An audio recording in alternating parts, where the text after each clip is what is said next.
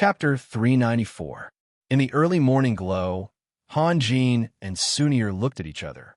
The two of them didn't sleep and chatted for the whole night. Sunir was interested in Han-Jin's experience, and Han-Jin also wanted to know what Sunir had encountered in the illusion, especially the mutated monster that Sunir had described. Han-Jin had a feeling of déjà vu, but now was not the time to explore. He had more important things to do. Sunir also knew a lot. Han-Jin didn't hide the matter of Donald. Sunir understood the anxiety and urgency in Han-Jin's heart. Therefore, although they had been separated for a long time, and the time to meet each other had passed too quickly, she didn't ask Han-Jin to stay. Han-Jin smiled and took a step into the void. His figure fell straight down from the city wall and disappeared in the blink of an eye.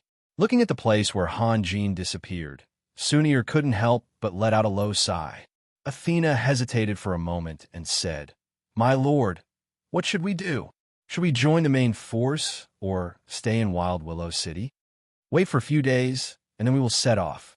Then Wild Willow City. The orcs won't have the energy to attack Wild Willow City. How is that possible? There's still a large number of orcs wandering around Wild Willow City, so we have to wait for a few days." Sunir smiled. She wanted to tell Athena that she had said that they could now treat Forza as a dead man. But secrets were secrets. She couldn't speak carelessly. It had nothing to do with whether Athena was reliable or not. In the blink of an eye, the warm sun shone over the land. Han-Jin was traveling at full speed underground. Going to Wild Willow City was something that was not part of his plan. If not for this accident, he would have returned to the God of War by now. Time waits for no man, and he had to race against time. It was not until the second half of the next day that Han-Jin finally returned to the Holy Crown City. This time, he could not show himself openly. He first hid in the shadows and carefully observed for a moment. After confirming that no one was paying attention to him, he flew towards the God of War in the air. His hand gently patted the bottom of the God of War, and then he disappeared without a trace. Stillberg, who had been sleeping soundly with Miriam in his arms, suddenly opened his eyes. He looked around suspiciously, but it was still very quiet. He thought that it was just his imagination, so he mumbled to himself and closed his eyes again, slowly falling asleep once more. Among all the people on the God of War, only Stillberg, who had been personally taught by Han-Jin, could sense the fluctuations of the Tao law. The others could not sense anything. Even Domini, who had always lived on the deck, could not sense anything. In fact, the whole God of War was a huge instrument. Han-Jin had the highest authority. What he did on a daily basis was almost the same as the others, but he did it to take care of their feelings. Living in someone else's house was one thing, but living in someone else's palm was another. If someone knew that as long as Han-Jin wanted, he could do anything, including watching everyone's every move at all times. Even taking a bath could not guarantee privacy. No one would want to live here. At the very least, Leslie and Lorraine would definitely go crazy. Of course, Han-Jin would definitely not be so senseless. He had kept this a secret out of good intentions, so that no one would misunderstand. Letting everyone live on the God of War was more to ensure their safety. Yelena was still awake. She sat at the table and was seriously drawing something. After a long time, she finally finished. She picked up the scroll full of strange runes and carefully compared it with the other talisman on the table for a moment. After confirming that there was no problem with her drawing, her expression became serious. She gathered her emotions, then threw the scroll with force and shouted, "Go!" Nothing happened. The scroll fluttered to the floor. Yelena's expression was very distressed. She gritted her teeth, picked up Stillberg's talisman, and threw it out. "Go!" A white light flashed and fell on Yelena's body. She felt her mental state become very excited, but being excited did not mean that she was happy. Yelena's eyebrows were almost knitted together. She muttered to herself, so annoying. Han-Jin was behind Yelena. There was a trace of a smile at the corner of his mouth, and he quietly looked at Yelena. With a bang, Yelena slammed the table and shouted, "I don't believe it!" After saying that, she bent down and drew according to the talisman. For the experiment, She had asked for more than 10 talismans from Stillberg, and Stillberg would never refuse his future mistress. Of course, he would grant her every request. Han Jin looked at Yelena's movements. Without spiritual power, this experiment would also be a failure. Han Jin shook his head, suddenly grabbed Yelena's hand, and quickly drew.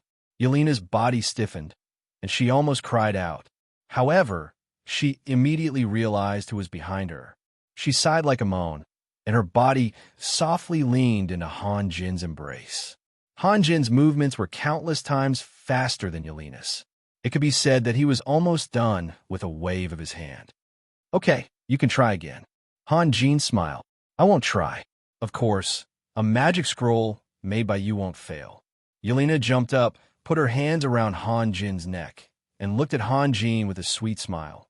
Wild child, are you finally willing to go home? What did you say? Han Jin almost bit his tongue. He remembered that before he left, Yelena was very sad, but she was trying her best to control herself. It was inevitable that Yelena's imagination would run wild when he was about to leave the Holy Crown City after hearing the news about Sunir. In fact, he did go to find Sunir, but why did Yelena seem to have changed after a few days? Wild child, are you finally willing to go home? Yelena repeated with a smile. Han Jin was speechless. Wild child. It was the first time he had heard someone call him that. After a moment of silence, Han Jin asked softly, what happened in the past few days? A lot of things, Yelena thought seriously. Guevara came to find you 3 times, and I said you had been practicing. Jedis came to find you once, and I told him that you needed at least 5 days to finish your practice. He said he would come to find you then, and Morrison's. Yes, I wrote it down in my diary. After that, Yelena let go of Han Jin's neck, ran to the bedside, took out a diary from under the pillow, and handed it to Han Jin. Han Jin took the diary and flipped through it. He suddenly remembered something and smiled. Yelena, I know what kind of man you used to like, so I always feel a little unconfident when facing you. Me? What kind of man did I like before? Yelena looked at Han Jin in confusion. She and Han Jin had already come to this point, so what was the point of talking about other men? Yes. Han Jin thought for a moment. It had to be a real man, with a chest and arms as strong as a lion's. He didn't have to be handsome, but he had to be rough. It would be perfect if he had a few scars on his face. Scars are a man's medal. He should be riding a superior dragon, so that he could soar in the blue sky with you. Yelena stuttered. Who told you this? Lorraine? Didn't I stay in your room, in the capital of elements? When I was bored, You peeked in my diary. Yelena suddenly realized. She was embarrassed and anxious, stamping her feet and shouting, bad guy. Just now I was a wild child, now I'm a bad guy, and soon I'll become a villain. Han Jin laughed. But, seriously, Yelena, is there something wrong with your aesthetic standards? Could it be that Moxink is more lovable than me? Also, did you confuse your night guardian with your future husband? Look at your standards, you're clearly choosing a knight. Yelena was embarrassed and helpless. Fortunately, she was not as hot-tempered as Sylvia. Otherwise, she would have punched him. Look at me. Han Jin gently hugged Yelena's waist. Tell me, Yelena, did anything happen these days? I mean, anything to do with you? No, nothing. Yelena shook her head. She had just fallen into a situation of embarrassment and anxiety, and was suddenly pulled out by Han Jin. She was somewhat uncomfortable, and her expression changed reluctantly.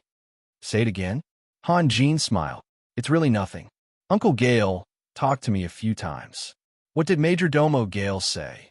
Just some things from the past. Yelena hesitated. She didn't want to say it, but since she had already started, she couldn't hide it anymore. Past. It's something between my mother and a few aunts. Yelena lowered her head. You didn't talk about me? Yes, you did. What did you talk about? Raphael, I don't want to talk about it. Please don't ask, okay? This was the first time Yelena refused to obey Han Jin. Although she had mustered up a lot of courage, her tone still contained a hint of pleading. Han Jin was stunned, then said softly, I'm sorry. After that, he gently kissed Yelena's forehead. I just found that you've changed a lot, so I'm a little nervous.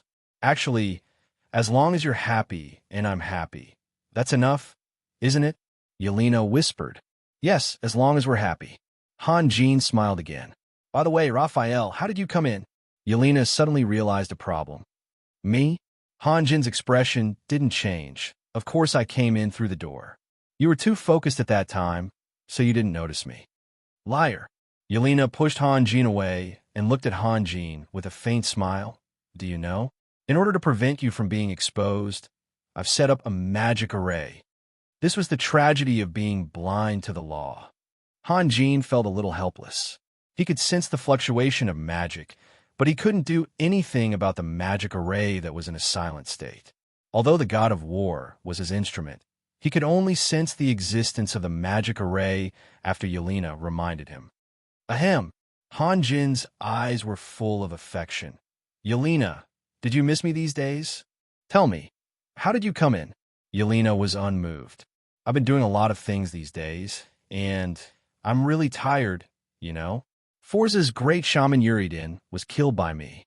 Han Jin's face was full of tiredness. If persuasion didn't work, then reason. Master, I killed him with my own hands.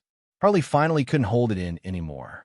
He had already thought about how to brag about his achievements, and now he felt very wrong when he saw Han Jin trying to steal his credit. Get lost. Han Jin was always concise to Harley. Harley immediately fell into silence, and the flashing luster on the black bead disappeared, turning into a thick silence. Everyone in the world had their own flaws, and the key was whether or not the right method was used. For Yelena, Han Jin's reasoning hit the nail on the head. Yelena had always regarded her mother as a role model, and Mrs. Tiffany was the standard good wife and mother. Han Jin had done so many things outside, and when he came home tired and wanted to rest, she couldn't stop him. That would be too unruly, and she couldn't be an unruly girl. Humph, you must be up to something, Yelena said unwillingly. I'll go find Lorraine. She's more accomplished in magic arrays than I am. I don't believe. Okay. Han Jin grabbed Yelena and gently pointed with his left hand. The floor under their feet suddenly turned into a faint starlight. What is this? Yelena asked curiously. Touch it yourself. Han Jin smiled. Yelena tentatively reached out her hand and was surprised to find that half of her arm was immersed in the starlight, but she still couldn't touch the floor. Her big eyes were wide open. This is the door of time and space. No, Han Jin thought for a moment. At most, it's a back door I left for myself. You can open this door at any time. Something like that. This is my room. Why did you leave a back door here? Yelena seemed to have understood something. She looked at Han Jin with anger and amusement. So, you've had bad intentions for a long time, haven't you? Although Yelena's brain was far inferior to her father's, she knew that Han Jin had only accepted her after she had sacrificed so much and pursued him so painstakingly. It was impossible for him to have bad intentions. When Han Jin was building the god of war, he was deeply in love with Sunir. How could he have other thoughts? Moreover, she didn't doubt Han Jin's character. She had even thrown herself into his arms, and Han Jin was still able to remain calm. There weren't many women who were more beautiful than her. Yelena was confident in this. The reason why she didn't let go was because she wanted to explore Han Jin's secrets. I don't think. I'm that bad, right? Han Jin smiled bitterly. Then why did you put the back door in my room? Actually, I wanted to use this room as my laboratory. Han Jin shrugged. But you chose this room, so I had to give it to you. You have a magic laboratory? Yelena was stunned at first, but then she laughed like a little fox. Of course. This little fox in front of him wanted to compete with him in a battle of wits. He estimated that she would have to train for a few decades first.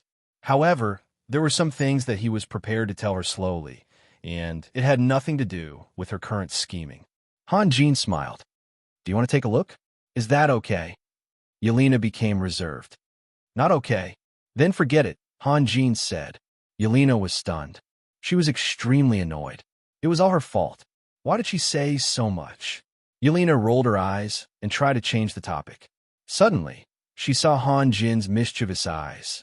She immediately realized that she had been teased by Han Jin. I want to go see your magic laboratory, Yelena shouted. At this point, she could no longer care about being reserved. She then said coquettishly, "I want to go." "Now." Han Jin smiled. "Okay." Yelena nodded vigorously. "Let's go." Han Jin took Yelena's hand. After a few steps, he suddenly stopped and turned to look at Yelena seriously. "What are you looking at?" Yelena blushed slightly, but she still looked at Han Jin bravely. "I'm really curious about what Major Domo Gale said to you," Han Jin said slowly. He was speaking from the bottom of his heart. After chatting with Yelena for so long, he felt very relaxed.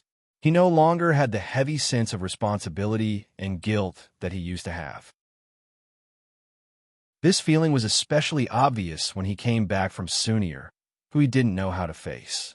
"It's very simple," Yelena whispered. "I want to be happy, and I want to make you happy. That's all. It's very simple." Han Jin sighed and continued to walk forward with Yelena. Yelena waved her wrist, and a wave of magic came. The door opened automatically. She then turned to look at Han Jin. She was obviously showing off. "What do you think? I didn't lie to you, right?" After a while, the two of them came to a quiet corridor. Because Han Jin had just said that the magic laboratory was the top secret of the God of War, she was very careful. She even subconsciously held her breath. After a dozen steps, Yelena suddenly felt a gust of wind behind her. When she turned around, she found that Han Jin had disappeared without a trace. Yelena felt very strange, but she didn't dare to disturb others. She covered her mouth with her hands and whispered, "Raphael, Raphael." Just as she shouted twice, a hand suddenly stretched out from the wall, grabbed her, and dragged her over. Seeing that she was about to hit the wall, Yelena couldn't help but close her eyes and wait for the pain to come. Then she felt something fluttering across her body, and then she heard Han Jin's gentle voice. "Do you see? This is the first angel I've tamed. It's been a few months, haha. It's not easy. Yelena, you're also the first person to step into this magic laboratory and share all my happiness and pride." "An angel?" Yelena suddenly opened her eyes and saw an angel completely composed of pure light standing quietly in the room. Her hands were holding a lightsaber, and her soft light wings were gently fluttering. She was surrounded by endless starlight. Chapter 395. Han Jin, who had been in seclusion for several days, finally appeared in front of everyone. The anxious Guevara immediately went to find Han Jin. In fact, when Constance brought back the news, Guevara had already made up his mind to join the war. Otherwise, the elves would not be able to hold on for long. However, Constance had offended Han Jin with her words, which made him furious. At that time, Guevara had no way to make his own suggestion. Then, Han Jin went into seclusion to cultivate again. Counting the days, it had dragged on for almost 7 days. The situation of the war was ever-changing. Sometimes, even an hour of delay would have a great impact, let alone 7 days. Therefore, when Guevara saw Han Jin, he didn't care who was next to him, but directly expressed his thoughts. Guevara was an old general who had been commanding the world for decades. His decisions were usually not mixed with personal feelings. Logically speaking, he and the elves were mortal enemies. The destruction of the elves 20 years ago was caused by the Silver Pegasus Regiment of Wild Willow City. However, Guevara had already let go of the past. In other words, he regarded Han Jin as his family. His starting point and perspective of the problem, of course, should be based on the current forces. When the orcs attacked the elves, the Holy Crown City was indeed not suitable to send troops. They should have just stayed on a mountain and watched the tigers fight. However, now that the elves were on the edge of the cliff, if they didn't rescue them, the Holy Crown City would have to fight against the orcs alone in the future. Perhaps Guevara's attitude was sincere, or perhaps he was moved by Guevara's words. Han Jin quickly agreed with Guevara's suggestion. Their first target was, of course, the army sent by Forza to contain the Holy Crown City. After being silent for a whole winter, the group, led by Han Jin, finally showed their sharp claws and fangs again. Lang Ning's Riptide, Alexander's Mountain Warrior Regiment, Yelena's Magician Regiment, Guevara's Holy Crown City Knight Regiment, temporarily led by Guevara, and Winston's 1st Swordsman Regiment. The 5 regiments were all dispatched, leaving only Saxon and the 2nd Swordsman Regiment to guard the Holy Crown City. In such a grand event, the Holy See certainly had to show its strength. Jeds rushed to the god of war and divided the Knight Regiment of Light into 2. Amy J. led most of the Light Knights to join the battle. Aud was still recovering from his injury, so naturally, Adonis led the rest of the Light Knights to guard the Holy See. Amijay's Light Knight Regiment was named the Faith Knight Regiment, while Adonis's Light Knight Regiment was named the Shield of Freedom.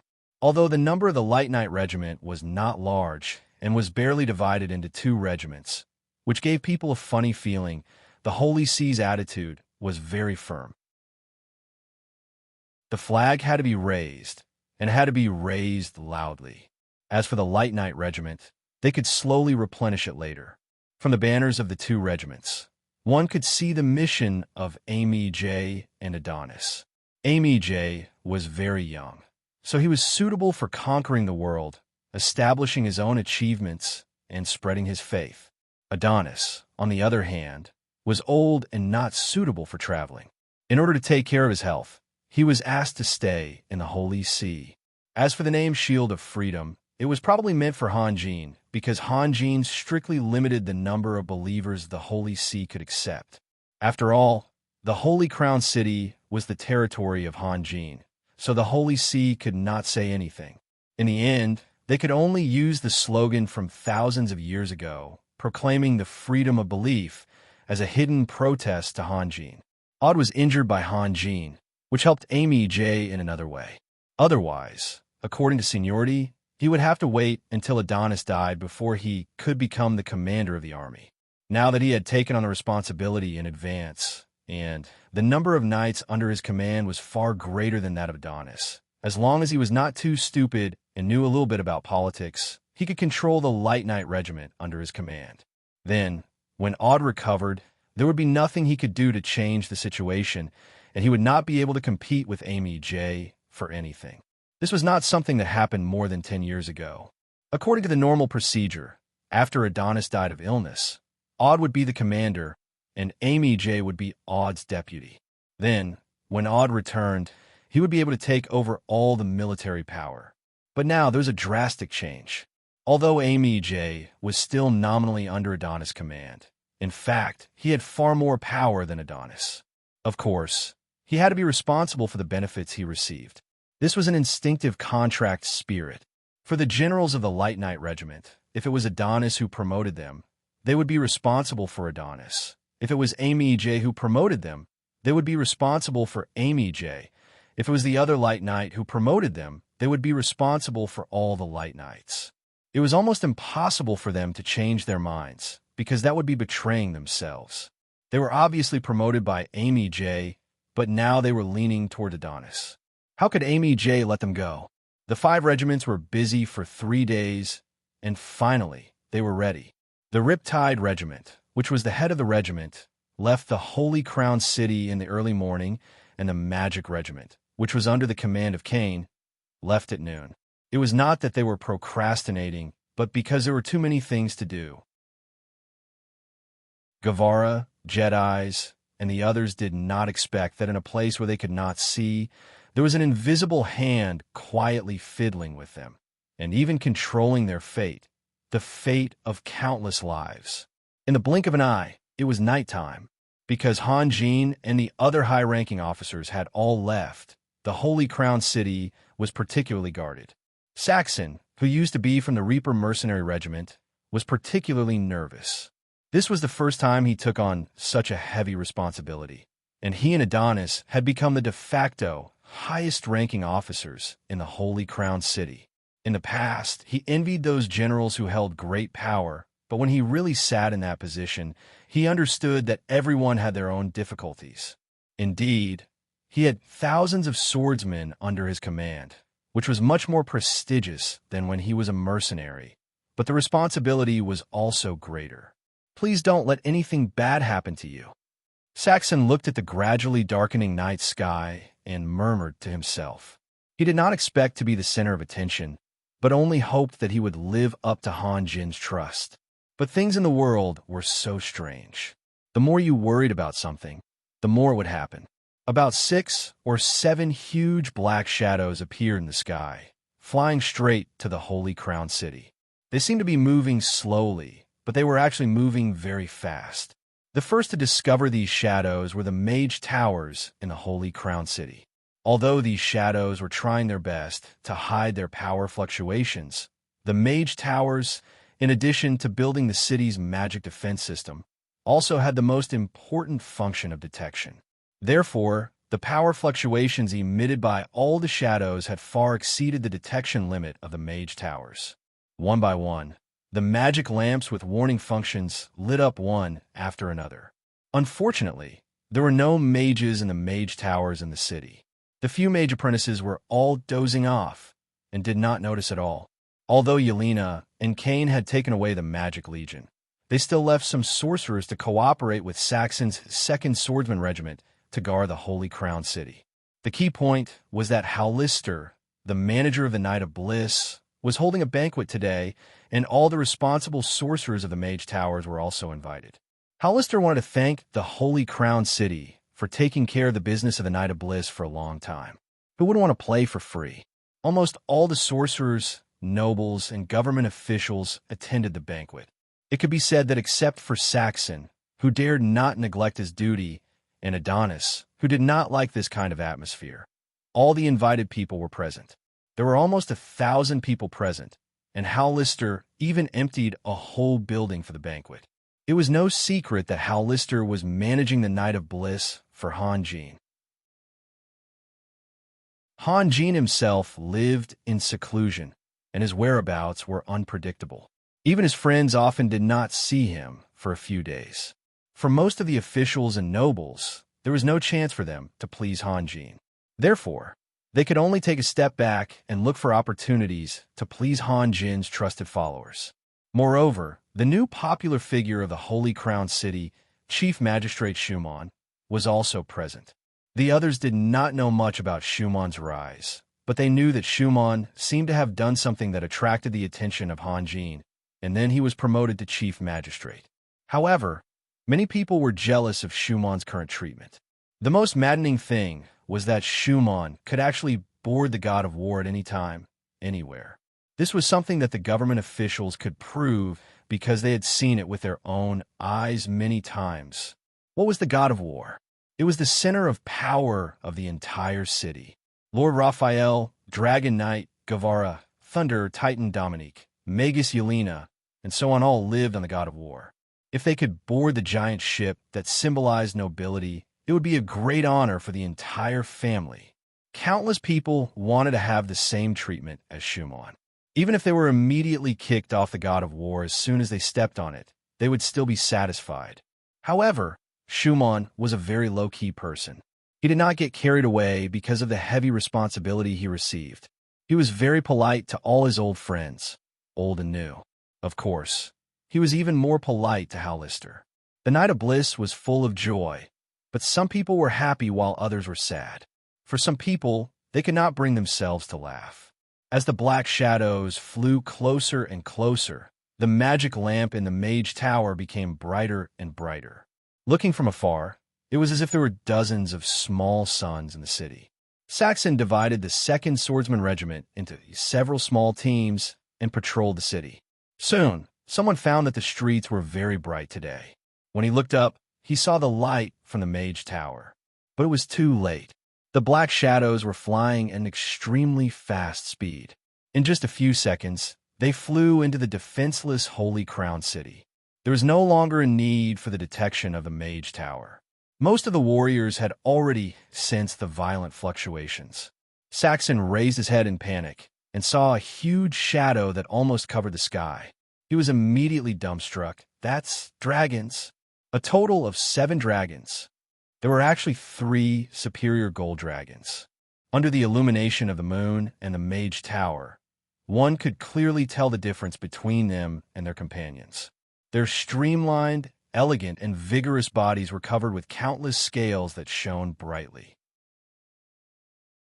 Their companion scales were much duller in color, and the gold dragon's bodies were also slightly larger than their companions. Saxon would never have dreamed that right after Han Jin and the others left, several giant dragons would suddenly appear. All of the soldiers, including Saxon himself, were dumbfounded. This was no longer a matter of courage. Even if they could fearlessly fight against the giant dragons, they would have to first make the dragons descend. Otherwise, they would only be able to watch helplessly. The 7 dragons did not pay any attention to the dazed warriors on the ground. They continued to fly straight ahead. Obviously, their goal was very clear. At this moment, Adonis had already fallen asleep on his bed. He paid great attention to taking care of his body. Interestingly, it was only when one became old that they understood the importance of health. Most young people, however, loved to torment themselves. Adonis couldn't see the light that shot out from the wizard tower, and he had already fallen asleep. However, when the 7 giant dragons were less than 1,000 meters away from the church, he suddenly opened his eyes. At first, Adonis was still a little uncertain. He didn't move, and only tilted his ears to sense quietly. Soon after, he realized that the direction of the draconic aura was rapidly approaching. It was heading straight for the church. Adonis jumped up from his bed in a way that did not befit an old man.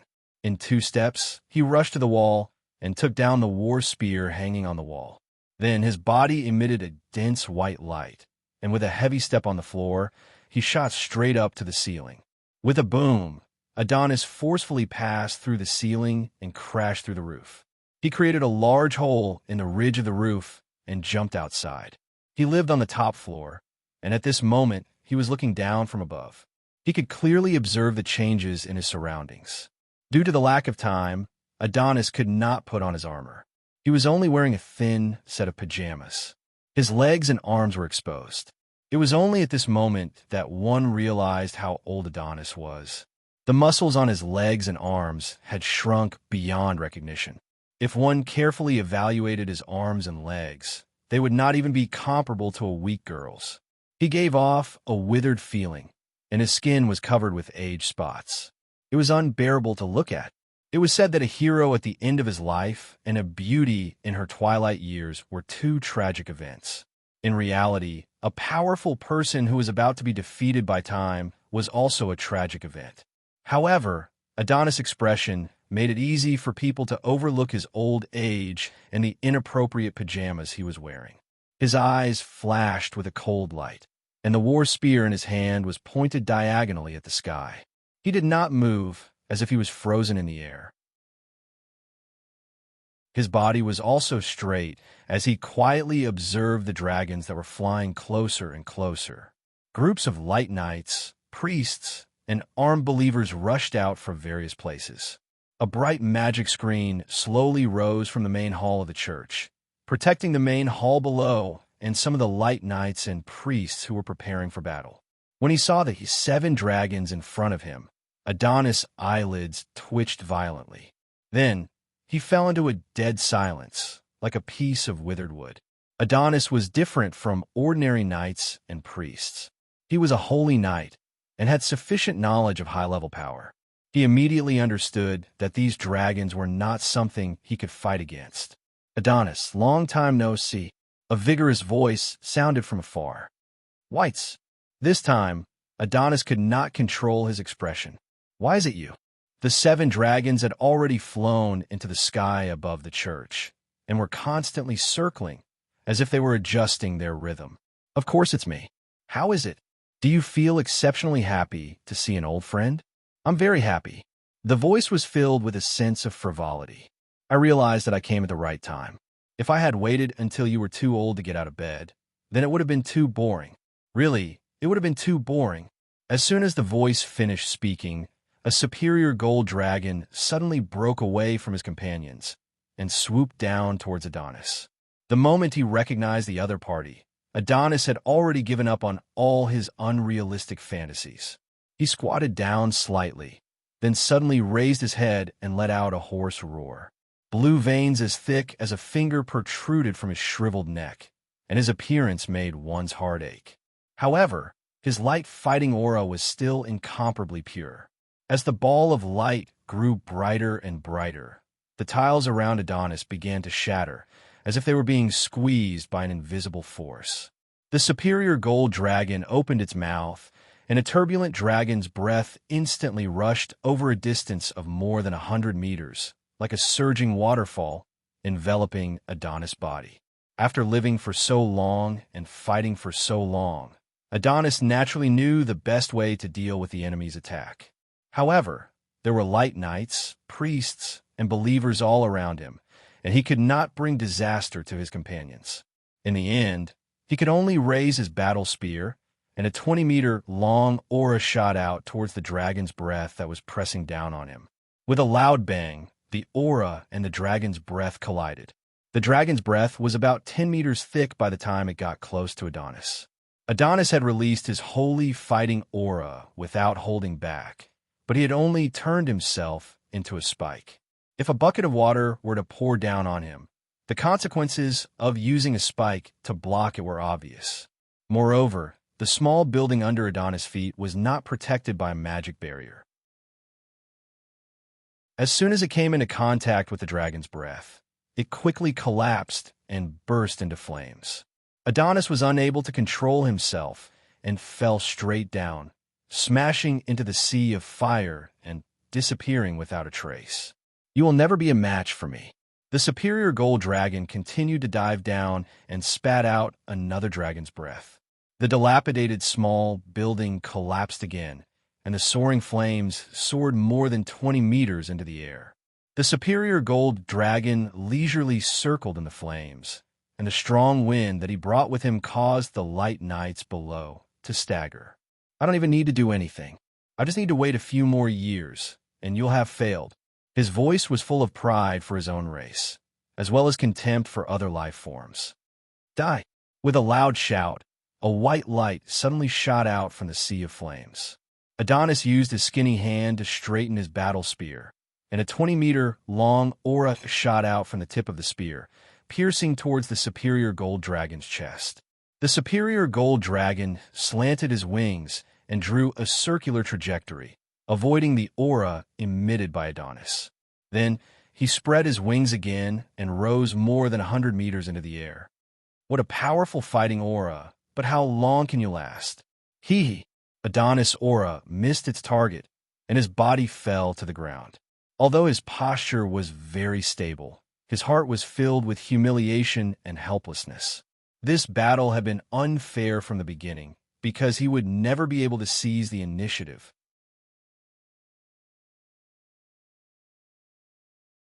Chapter 396. Whites, stop fooling around. The leader of the Golden Dragons finally opened his mouth. His deep voice resounded throughout the entire city, spreading far and wide in the darkness of the night. "Yes, sir," Whites replied with a smile. He then quickly spread his wings and returned to his companions. The 7 giant dragons circled in the air again, forming a V shape. They then swooped down, opening their huge mouths almost at the same time.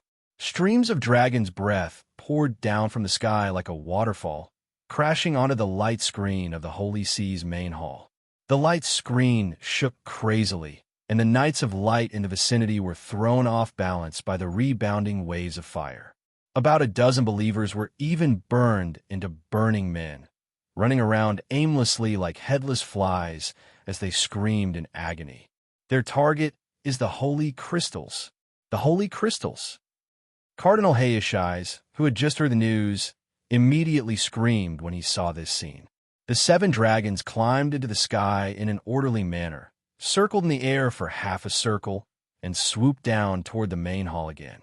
Hayashais sucked in a breath of cold air, then closed his eyes and quickly recited a spell. He even forgot to cast a magical protection spell on himself. Jeds took the priests away, and among the cardinals, he was the only one left to deal with the church's affairs. It was almost impossible for a holy knight and a cardinal to fight against 7 dragons. But now that things had come to this, he had no choice but to fight. The Knights of Light heard Hayashai's warning. They could not attack the dragons, so they threw their spears.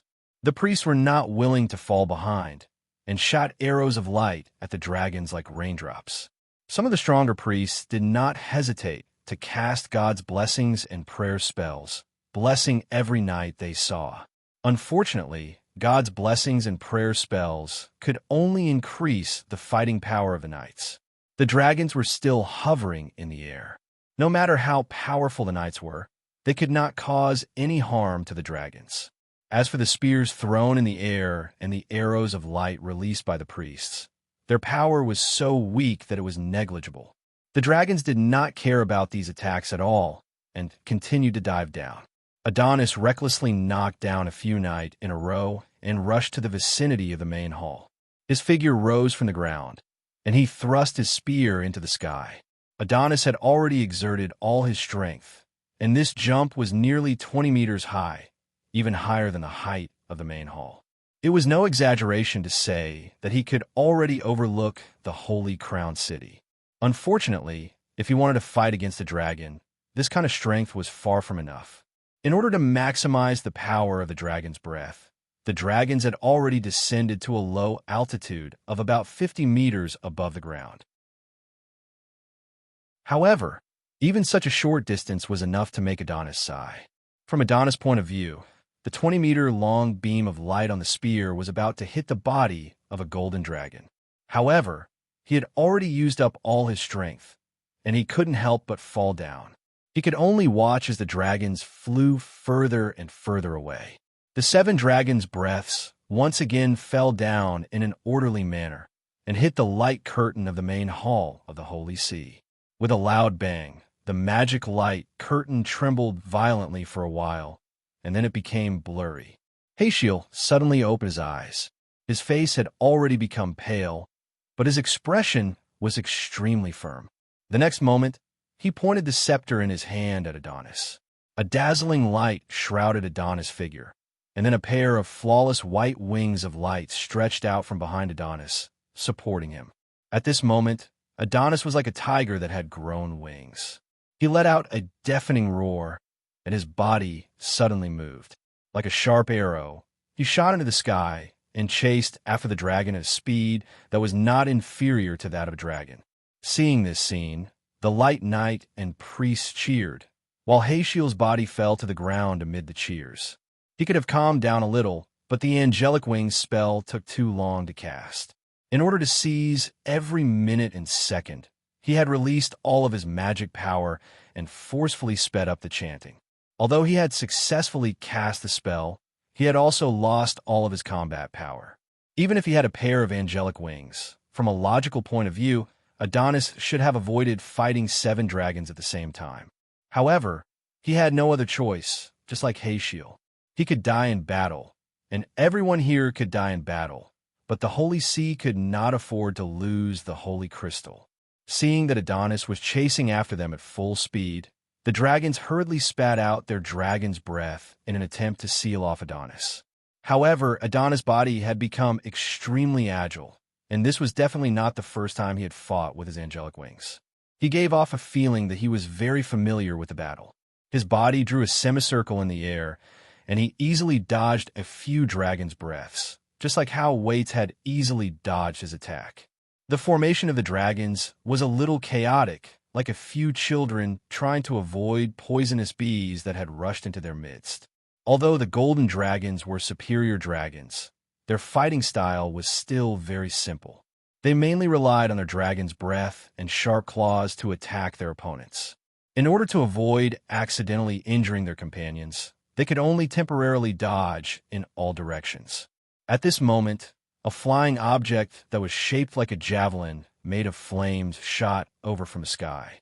The object flew at an extremely fast speed, and in almost an instant, it had reached the battlefield and attacked Adonis. Adonis had been in a state of high speed all this time, but the direction of the object was very accurate. It shot straight at Adonis' chest and forced him into a situation where he could not dodge. Adonis' eyes were about to pop out of their sockets.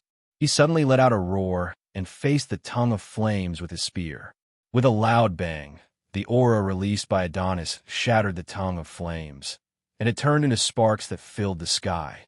Adonis was also sent flying backwards. In the long lives of the dragons, there was no lack of fighting experience. The dragons immediately seized the opportunity and attacked from all directions with their dragon's breaths, enveloping Adonis' body in the blink of an eye. Adonis had been fighting with his life on the line, but that did not mean that he would definitely win. After all, there was a limit to his fighting power. The dragon's breaths collided and surged on Adonis' body, and they even formed a huge fireball that was dozens of meters wide. In the next moment, Adonis' body appeared from the bottom of the fireball, and he fell straight to the ground. He fell like a meteor, falling hundreds of meters in the air, and crashed heavily into a house.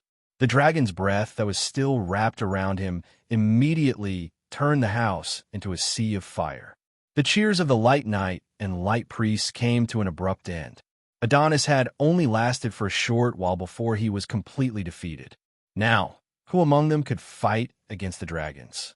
The dragons circled around and formed a V formation again. Then, they began to dive down again.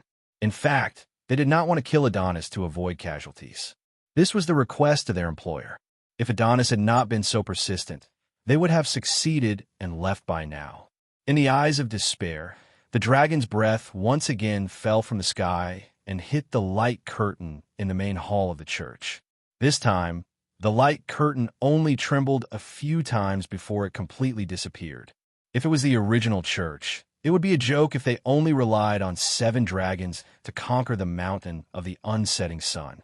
Even if Dragon City sent out 7 elders, they would only be able to escape, let alone such a ragtag army. The majestic Light Emperor, Nicholas, had suddenly turned hostile and led countless experts to attack the mountain of the unsetting sun. The Dragon Realm had also sent out all of its forces to help. Even so, the church still had the opportunity to give away the Holy Crystal. This was enough to prove how strong the church's defensive capabilities were. Unfortunately, now that the church had just been established, there were too many things waiting to be done. What's more, Dismark, who was originally known as the Iron Turtle, had built powerful defensive facilities in the Holy Crown City. In addition, Lord Raphael had unfathomable power, Dragon Knight Guevara, Thunder Titan Dominique, and many other experts to help, as well as the God of War, which had more than 500 magic crystal cannons installed. Not only Jedis, but the entire church generally believed that there was no need to waste money and energy on defense. It turned out that relying on others was always better than relying on oneself.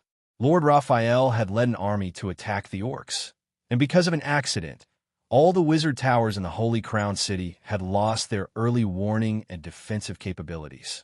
This allowed the dragons to easily reach the church. The church's defense was so weak that it fell in just a few minutes. The leading golden dragon continued to dive down and hit the roof of the main hall. The masonry of the hall could not compete with the dragon's body.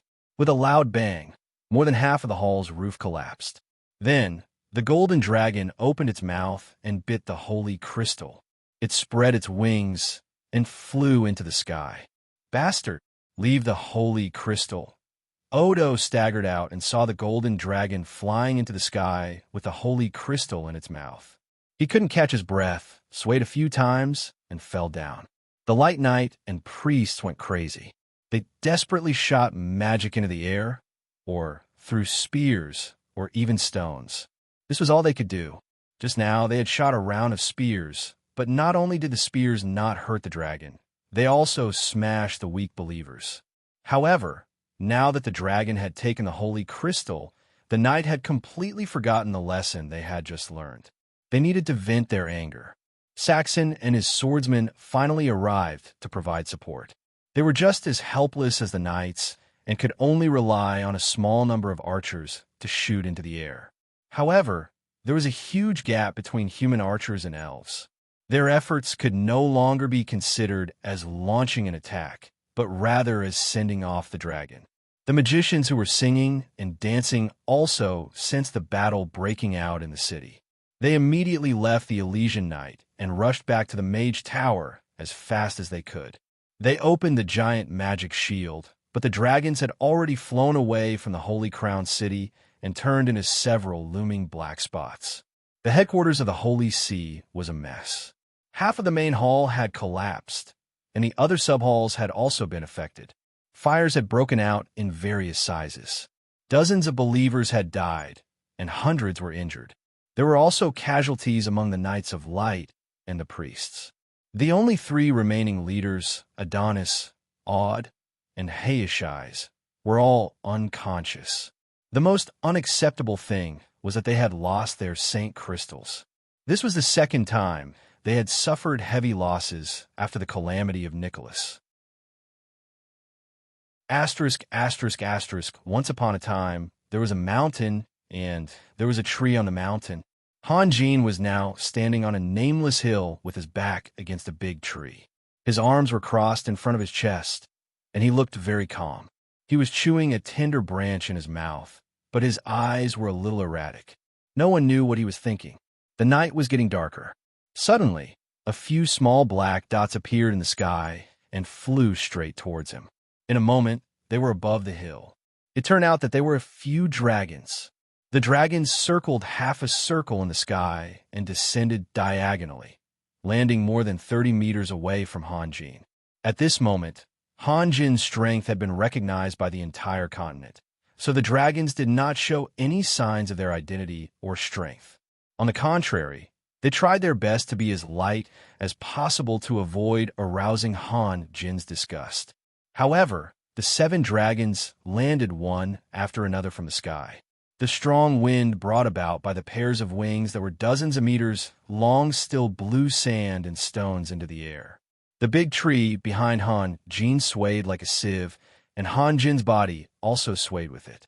The big tree swayed very unnaturally and even made creaking sounds as if it was going to break at any moment. As for Han Jin, when he swayed, there was a bit of a sloppy temperament, or rather, a strange evil aura. Lord Raphael, fortunately, we did not disappoint you. The leading golden dragon took 2 steps forward and put the giant crystal box in his mouth on the ground before speaking. He never understood why he had to put the saint crystal in a crystal box. He could have just handed it to Han Jin and done with it. However, this was the order of the guardian Shazos, so he could only obey. Thank you for your hard work. Han Jin smiled and shook off the young leaves on his body. Then, he stretched out his hand, and the giant crystal box disappeared without a trace. However, there was a small accident, the leading golden dragon said. Accident? Han Jin raised his eyebrows and asked. The holy knight Adonis kept pestering us. In the end, we had no choice but to injure him. This could also be a serious injury, or Lord Guardian has already shown mercy, Wise said in a gloating tone. White said with a gloating tone, otherwise, we wouldn't even have to do anything. He would have turned into ashes long ago. If he's dead, then he's dead, Han Jin said indifferently. Lord Raphael, we have already expressed our sincerity, the leading golden dragon said slowly. Now, isn't it time for you to express something? The Lord Guardian is still waiting for your reply. Actually, I'm already prepared. Han Jin's smile became even stranger. Then, he made a gesture. A shattering sound came from the air. To be precise, it was the sound of a huge magic array disappearing, following which waves of intense energy fluctuations that could no longer be concealed spread out. The next moment, a gigantic figure rose from the ground a kilometer away and pressed down from the sky. Dragon City? The leading golden dragon roared. Then his wash-basin-sized eyes were fixed on Han Jin. Raphael, you betrayed us. Betrayed? No. Han Jin smiled. It's just that because of some accident, Dragon City found out about the deal between us. This has nothing to do with me. Elder Xavier, am I right? Of course. An old man suddenly appeared 100 meters away. At this distance, the giant dragons would be able to reach him in 2 steps. However, the old man was not afraid at all. He only looked at the giant dragons with a sneer. The hatred in the leading golden dragon's eyes grew stronger and stronger. Then, he suddenly opened his mouth and spat a dragon's breath at Han Jin. He also knew that it would be difficult to hurt this young lord, who could kill Maxwell with just dragon's breath. But other than that, what else could he do? Han Jin's figure disappeared at the same time. Then, he appeared 100 meters away, facing the old man from afar and surrounding the dragons. Whites let out a roar and spread his wings, trying to rise into the air. He could look down on the holy knight Adonis, but he did not dare to look down on the 20 or so dragons in the air. Just as he was confident in himself, the other party also had combat power that was not inferior to his.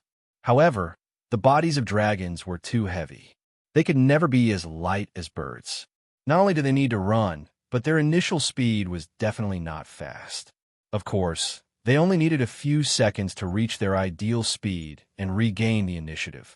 They could choose to fight or escape. Unfortunately, the dragons of Dragon City, who already had the upper hand, would not give up the advantage. Streams of dragon's breath poured down from the sky, hitting the ground and the dragons of Dragon City. Dragons were always used to attacking each other with dragon's breath, and they themselves had an extremely strong resistance to dragon's breath. Therefore, a battle between two dragons would often evolve into a battle where life and death were decided by sharp claws and teeth. The entire nameless hill had turned into a sea of fire. The few superior golden dragons of Dragon City were not injured. They could still use dragon's breath to retaliate. Even Whites, who was hit by the dragon's breath in midair, rolled around in the sea of fire as if nothing had happened. He opened his mouth and spat out dragon's breath. However, the other 4 green dragons let out deafening howls. This was the difference between the upper and lower ranks. They could not withstand so much and so ferocious a test. Raphael, Dragon City will never let you go. The leading golden dragon of Dragon City roared. Lord Guardian will come and save us. Whites also roared. He desperately released dragon's breath, hoping that the waves he caused would be stronger. This way, Lord Shazos would be able to sense their danger faster. Hearing the other party's accusation, Han Jin's expression did not change. He only softly spat out a few words, "Do your best." His tone was completely different from the expression on the outside. It was full of contempt and ridicule. If Dragon City's Elder Xavier could hear Han Jin's voice, he would definitely overturn all his original judgments and reconsider. However, Elder Xavier's attention was still on the hill. What a proud scene. The dragons of Dragon City had an overwhelming advantage in terms of numbers. There were 9 superior golden dragons and 13 green dragons. The dragon's breath they spat out formed a magnificent waterfall, mercilessly pouring down. As for the enemy's counterattack, they could easily avoid it. Even if they were hit, it would not be a big deal. They would rise into the air to rest for a while before rejoining the battle. In comparison, the dragons of Dragon City were in a much more miserable state. To be continued. If you want to know what happened next, please go to www.chijian.com. There are more chapters. Support the author. Support the original reading.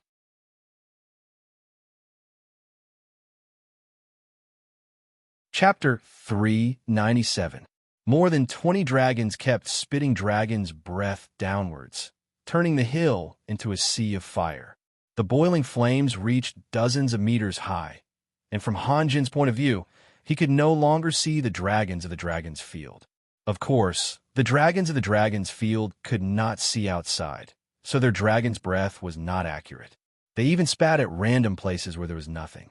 The dragons of Dragon City had the upper hand, so they only needed to add more fire to the sea of fire. Their goal was very clear. The conflict between the dragons was a bit like an aerial battle in another world. A group of planes suddenly appeared above the enemy, and the latter's planes were still parked at the airport. Before they could take off, they were greeted with a series of explosions.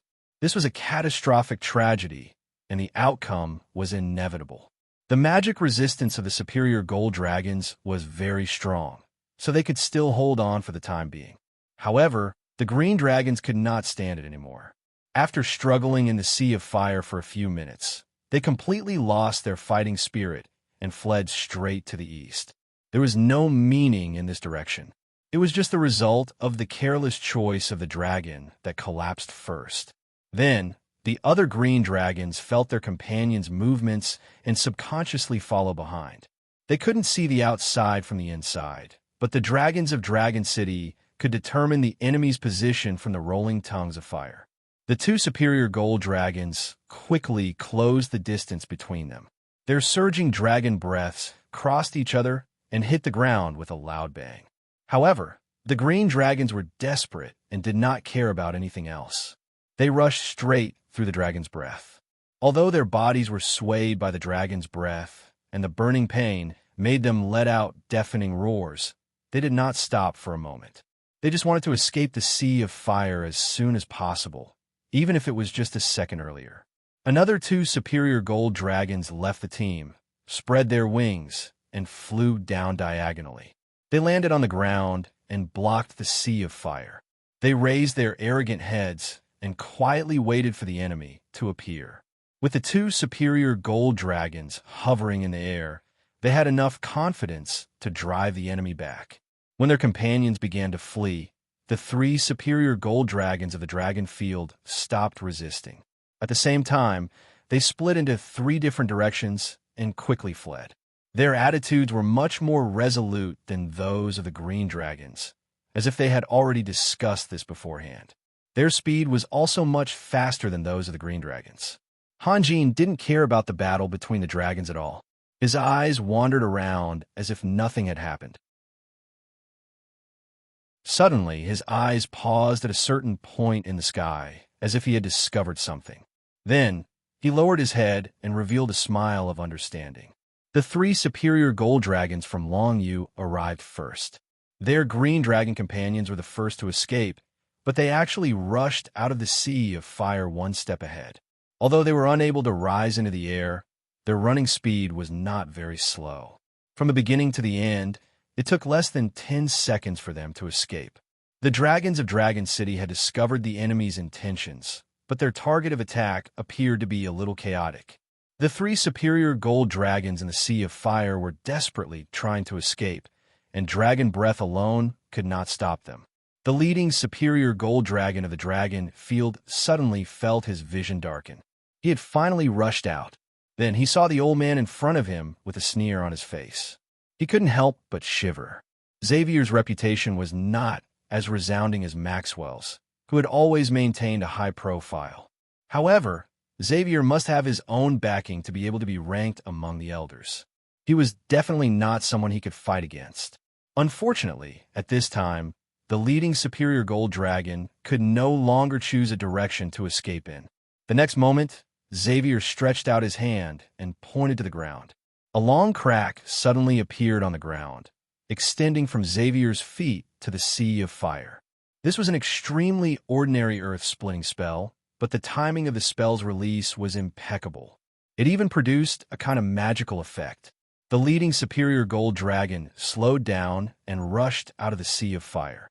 He took a step high and at the same time spread his wings, preparing to forcibly rise into the air. When his feet were only a few centimeters from the ground, the crack extended from under his feet. He stepped on air, and his body involuntarily fell. The crack also rapidly widened, enough to accommodate his legs. His body continued to fall, and the crack also continued to widen. When more than half of his body was swallowed, Xavier waved his hand, and the crack contracted inwardly and closed. The leading superior gold dragon was firmly trapped in the crack. In the end, the ground returned to its original state, leaving only a huge dragon head exposed. From the time Xavier released the spell to the time he dispersed it, only 1 second had passed.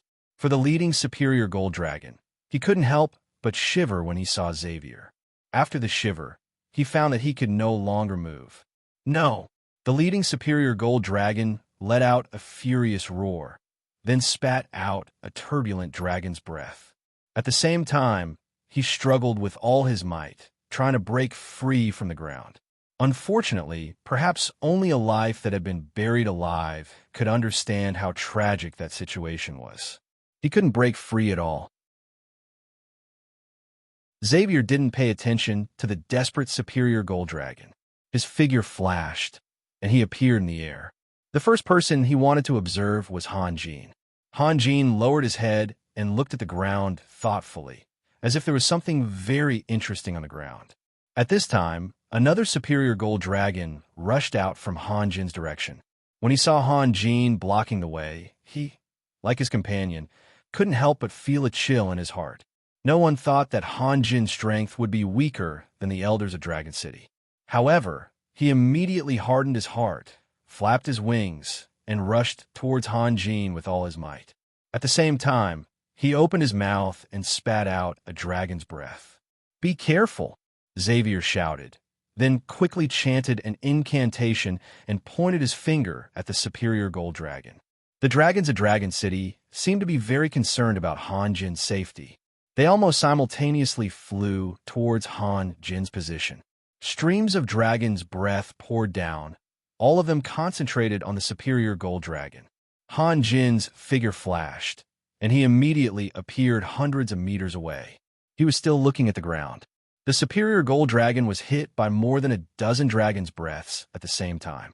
He lost his balance, staggered a few steps, and fell to the ground. However, he seemed to be very tenacious. He immediately got up and tried to spread his wings again. The ground around him suddenly became alive. Though alive, here meant that the sand and dust seemed to have a life of their own. In other words, the superior gold dragon's body suddenly produced a strong, attractive force. Countless tiny particles of soil spread from his legs to his whole body. With every step he took, his body became more bloated. After 4 or 5 steps, he had already turned into a fat duck. Even his eyes were covered by a thick layer of soil. His running steps became unsteady, and in the end, he fell to the ground again. The dragons of Dragon City rushed over to rescue Han Jin, allowing the superior gold dragon Whites to take advantage of the situation. He forcibly endured the dragon's breaths of the 2 green dragons, spread his wings, and flew into the air. "Not good. Stop him." Xavier let out an angry roar, and then began to chant an incantation. Rocky spikes dozens of meters tall abruptly shot out from the ground, stabbing straight at the superior gold dragon Whites. However, Whites had already made full use of those few seconds to gain a life-saving acceleration. He slanted his wings, and his body drew a semicircle in the air, avoiding most of the spikes. Only one of the spikes rubbed against his chest, and then he frantically flapped his wings, flying straight into the distance. Compared to his companions, Whites was undoubtedly the luckiest. One of his companions was buried underground, leaving only his head exposed, while the other had already turned into a huge yellow egg that would squirm irregularly from time to time. From the outside, no one would be able to tell that there was a superior gold dragon inside. He was the only one who had escaped with his life. However, how long would this luck last? "You bunch of trash. Chase after him. Chase after him," Xavier roared. Feeling Xavier's anger, the dragons spread their wings together and chased after Whites. Even the 4 superior gold dragons who were playing games stopped torturing their opponents. A few green dragons of Dragon City finally staggered out of the sea of fire and then fell down one after another. Their scales were almost melted and their flesh was split open. Pieces of charred black and bones were exposed in some places. Even their internal organs could be seen. They had lost their wings forever, and even if they weren't killed now, they wouldn't be able to live for much longer with this kind of injury. After a while, more than half of the dragons flew back. It was obvious that they had lost their pursuers. The moon was dark and the wind was strong. Whites had taken the initiative and randomly found a cloud layer to fly up and down. It was very easy for him to shake off his pursuers. Xavier's gaze became exceptionally cold. His gaze swept past the dejected dragons and finally landed on Han Jin. Han Jin was still looking at the ground, lost in thought. He couldn't help but call out, "Lord Raphael?" Han Jin was still looking at the ground, and this scene made Xavier feel very strange. He really wanted to go over and see for himself what had attracted Han Jin's attention. "Lord Raphael." Xavier raised his voice. This time, Han Jin heard him. He looked up. "You called for me?" He then used the earth-shrinking spell and appeared beside Xavier. "Lord Raphael." Xavier smiled bitterly. "A gold dragon escaped. There were so many of you, and you let him escape? You did it on purpose, didn't you?" Han Jin said with a chuckle. "What? Xavier's expression immediately changed, and then his eyes widened in anger. Lord Raphael, what do you mean by this? How could I let an enemy of Dragon City go on purpose? Yes, you had no reason to let him go. Ha! I was overthinking. Han Jin's face was smiling, but his heart was cold. Of course he could let an enemy go on purpose. Xavier's goal was to force him to become an enemy of Dragon City. This way, he could only rely on Dragon City to protect himself. If he really did let the enemy go on purpose, then Xavier shouldn't have been so careful with his expression. Speaking of which, he was extremely grateful to Solomon. If it wasn't for Solomon's teachings, he wouldn't have been able to see through things so clearly. Although being able to see through things didn't necessarily mean happiness, he would rather not be happy than become someone's plaything. The muscles on Xavier's face twitched slightly. He wanted to say something, but he was suddenly speechless because he felt as if his heart was being stabbed. However, Xavier was still experienced, and he quickly regained his composure. Lord Raphael, what happened to you just now? He then pointed at the wriggling egg. He should have been dealt with by you, but you, sigh. Otherwise, that golden dragon wouldn't have been able to escape. I was thinking about something, Han Jin said softly. What is this? Eating your food, drinking your water, scheming against you. And in the end, you have to take responsibility for everything. Luckily, he never thought about relying on anyone, or he would be filled with regret right now. Thinking about something? This is a battle. You're actually thinking about something? Xavier didn't know whether to laugh or cry. I was thinking about Sunir, you should know. Han Jin smiled, then lowered his head again. Sunir? Xavier paused for a moment, then let out a long sigh. I can only say that the elven great elder Uptila made the most foolish choice. His ignorance and short-sightedness dragged Dragon City down, and he paid the price for it. Dozens of kilometers away, a well-dressed old man watched the entire battle through a crystal mirror. He also saw White's escape. After a moment of silence, he put away the crystal mirror and rose into the air. The moment he floated up, a majestic wave spread out in all directions. Waits flapped his wings with all his might and kept darting through the clouds. He didn't know if there were any enemies following him, and he didn't have the time or energy to observe. He just wanted to run as far away as possible. Just as he flew above the clouds again, he suddenly sensed a wave of fire elemental energy coming from below. This wave was very intense, but also very familiar. He steadied himself, did his best to conceal his aura, and quietly drilled into the clouds. As he descended, he noticed that there was an old man standing solemnly at the top of the mountain in front of him. He also saw who the old man was, and the old man also saw him. The moment their gazes met, a string of tears the size of half a fist flew out from Waits' eyes. He could no longer control his emotions. Sir, sir, Waits cried as he quickly descended to the top of the mountain. Take off and land. Waits had done this thousands of times, but today he made a mistake and almost fell to the ground. Waits, what's wrong? Shazos asked with a frown. Master, that damned Raphael betrayed us. Waits couldn't care less about the bleeding wound on his chest as he screamed. Everyone died in battle. Everyone died in battle. You have to take revenge for us. You're very angry. It looks like you can't keep this a secret. Shazos sighed softly. What? Waits didn't understand. A javelin-shaped weapon made of flames appeared in Shazos' hand. In the next moment, Shazos threw the javelin with a flip of his hand. Shazos' movements were very simple. There was only one thing he was good at: speed. Not only were his hands fast, but the javelin's flying speed was also extremely fast. The moment Waits saw the flame spear, the spear had already pierced through the front of his neck and came out from the back, creating a bloody hole about a meter long. The flame spear continued to fly into the sky like a meteor. In just an instant, it had risen to an extremely high altitude. The flickering light became extremely weak, even fainter than the dimmest of stars. The flame spear condensed an incomparably large amount of power, sending White's body flying 60 to 70 meters into the air. Even with the enormous body of a golden dragon, he was still able to do a full somersault before falling heavily to the ground. Whites had once explained to Han Jin that Shazos hadn't used his full strength when he attacked Adonis. Reality proved that Whites was honest. If Shazos had attacked with the same amount of power, Adonis, who had released all of his Do Chi, would have only one outcome: instant death. However, Whites' life force was very tenacious. He hadn't died yet, and his eyes were firmly fixed on Shazos. He couldn't speak anymore, and could only use his eyes to express himself. Raphael didn't betray us.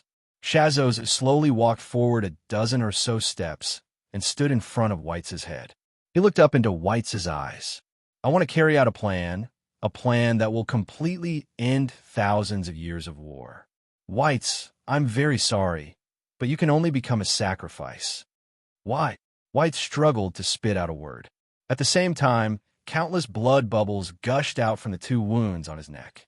Because I can't let the other guardians know, Shazos said in a low and sad voice. At least, you can't let Harriet know. Whites couldn't say anything. The light in his eyes became dimmer and dimmer, and then his pupils slowly closed. Shazos raised his hand and gently patted Whites' face, letting out a long sigh. From the beginning, when Han Jin told him the plan, he believed in Han Jin's sincerity, because Han Jin wanted the dragons of the Dragon Field to attack the Holy See and steal the Saint Crystals. This was a fatal weakness. Ever since Jeddis joined Han Jin's camp, his actions had always been impeccable. Now that Han Jin had actually stolen the Saint Crystals in secret, what right did he have to be a lord if this matter spread out? A lord could be cruel to his enemies, but he must care for his subordinates. Otherwise, who would work for him? Who would be willing to unite around him? Shazos was well aware of the significance of the Saint Crystals to the Holy See. If he knew that Han Jin was the mastermind, Jeddis would go crazy. He would definitely go crazy. Moreover, the mentality of the other powerhouses around Han Jin would change drastically. If Han Jin could give him such a fatal weakness, was there any need to doubt him? Moreover, from Han Jin's plan, Shazos saw a perfect blueprint. Nicholas had already moved closer to the Dragon Field. He and Solomon had talked for a long time and realized that Solomon was also somewhat moved by the full support of the Dragon Field. With Han Jin, the Dragon Field could control these 3 powerhouses. What power could compete with the Dragon Field? Even better, after Han Jin pretended to join the Dragon City, he would find ways to reduce the strength of the Dragon City, just like today. By the time the Dragon City's strength became weaker and weaker, and they finally woke up, it would already be too late. In fact, Shazos' heart had turned cold at first because Han Jin's schemes were a little scary. However, after some careful consideration, he gently let go of his vigilance. Han Jin was too young, so he was very arrogant and proud. With this shortcoming, Han Jin's achievements were limited. At the very least, he would not be able to break free from the control of the Dragon Field. Han Jin kept saying that his dream was to unify the entire continent. Every time he thought of this, Shazos wanted to laugh. How could the Dragon Field see the continent unified? Han Jin also said that he would inherit Solomon's foundation in the future. Shazos wanted to laugh even more. He had talked to Solomon before, and Solomon did not deny that he did want to hand over the elemental capital to Han Jin. However, Han Jin was a little rough. He beat Tony up for no reason, and even Solomon's eldest son, Jared, was unceremoniously kicked out by him. This caused Solomon's dissatisfaction. Solomon hoped that his 3 children could live safely and happily. If he handed the elemental capital to Han Jin, Jared would definitely die. Solomon's initial plan was to develop to the west, while Han Jin would develop to the north and south. They would each work hard to build their own foundation with the swamp as the boundary. They would not invade each other.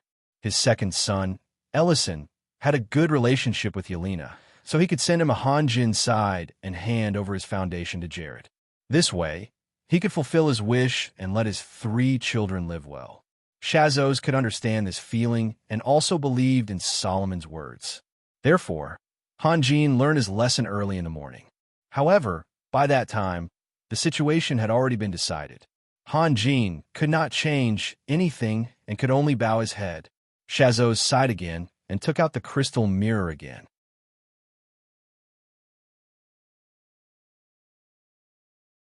Chapter 398. Although they are our enemies, as dragons, we have to show them enough respect, Xavier said slowly. So I will send their bodies to a suitable place for burial. Lord Raphael, I hope you won't embarrass me. Xavier's words seemed to be asking for Han Jin's forgiveness, but in fact, it was full of unquestionable meaning. I know. Han Jin nodded. Han Jin's attitude satisfied Xavier. He pondered for a moment and said, Lord Raphael, we have helped you out of the shadow of the dragon field. Shouldn't you? What should I do? Han Jin asked with a smile. Should we fulfill our agreement? Xavier said straightforwardly. Just now, Han Jin's words had a great impact on him, and he still couldn't get over it. First of all, you are mistaken. Today, I am helping you, not the other way around. Han Jin said lightly. Let's wait for a few days. I hope to see enough sincerity. Lord Raphael, it has come to this. You better think about it carefully. Xavier's words were very obvious. The golden dragon of the dragon field had escaped, and the Holy Crown City was about to face the revenge of the dragon field. Do you want to be protected? You'd better be obedient. Han Jin was silent. After about 10 seconds, he smiled again and said, Let's wait for a few days. I need some time to think about it. Xavier stared at Han Jin. He found it more and more difficult to see through this young man. It was reasonable to say that most people would be angry when they encountered such a thing. However, Han Jin was always so calm, as if he didn't care about anything. If Han Jin was a person without a temper, it would be reasonable. However, according to what Xavier knew, Han Jin was not only bad-tempered, but also very bad-tempered. When Han Jin felt hurt, his revenge was extremely cruel. Xavier really wanted to test Han Jin's bottom line. He wanted to see Han Jin's anger so that he would have a real feeling instead of the vague feeling he had right now. However, who would be responsible for offending a super strong man with unfathomable strength? Xavier couldn't forget the scene when he first met Han Jin. Han Jin didn't care about his choice at all. If he really fell out with Han Jin, he wouldn't be able to explain it to his companions in Dragon City. Even if he had to fall out with Han Jin, at least he had to wait until they got the heart of the dragon. Then he wouldn't have to worry about anything. At this time, a black shadow came out of the forest 1,000 meters away. There was a very obvious white flag on his head. The black shadow was waving the flag while galloping towards them.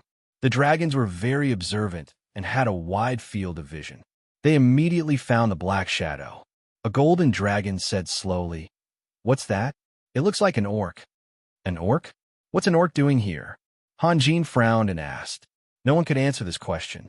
The dragons were also puzzled, but they didn't care about the orc.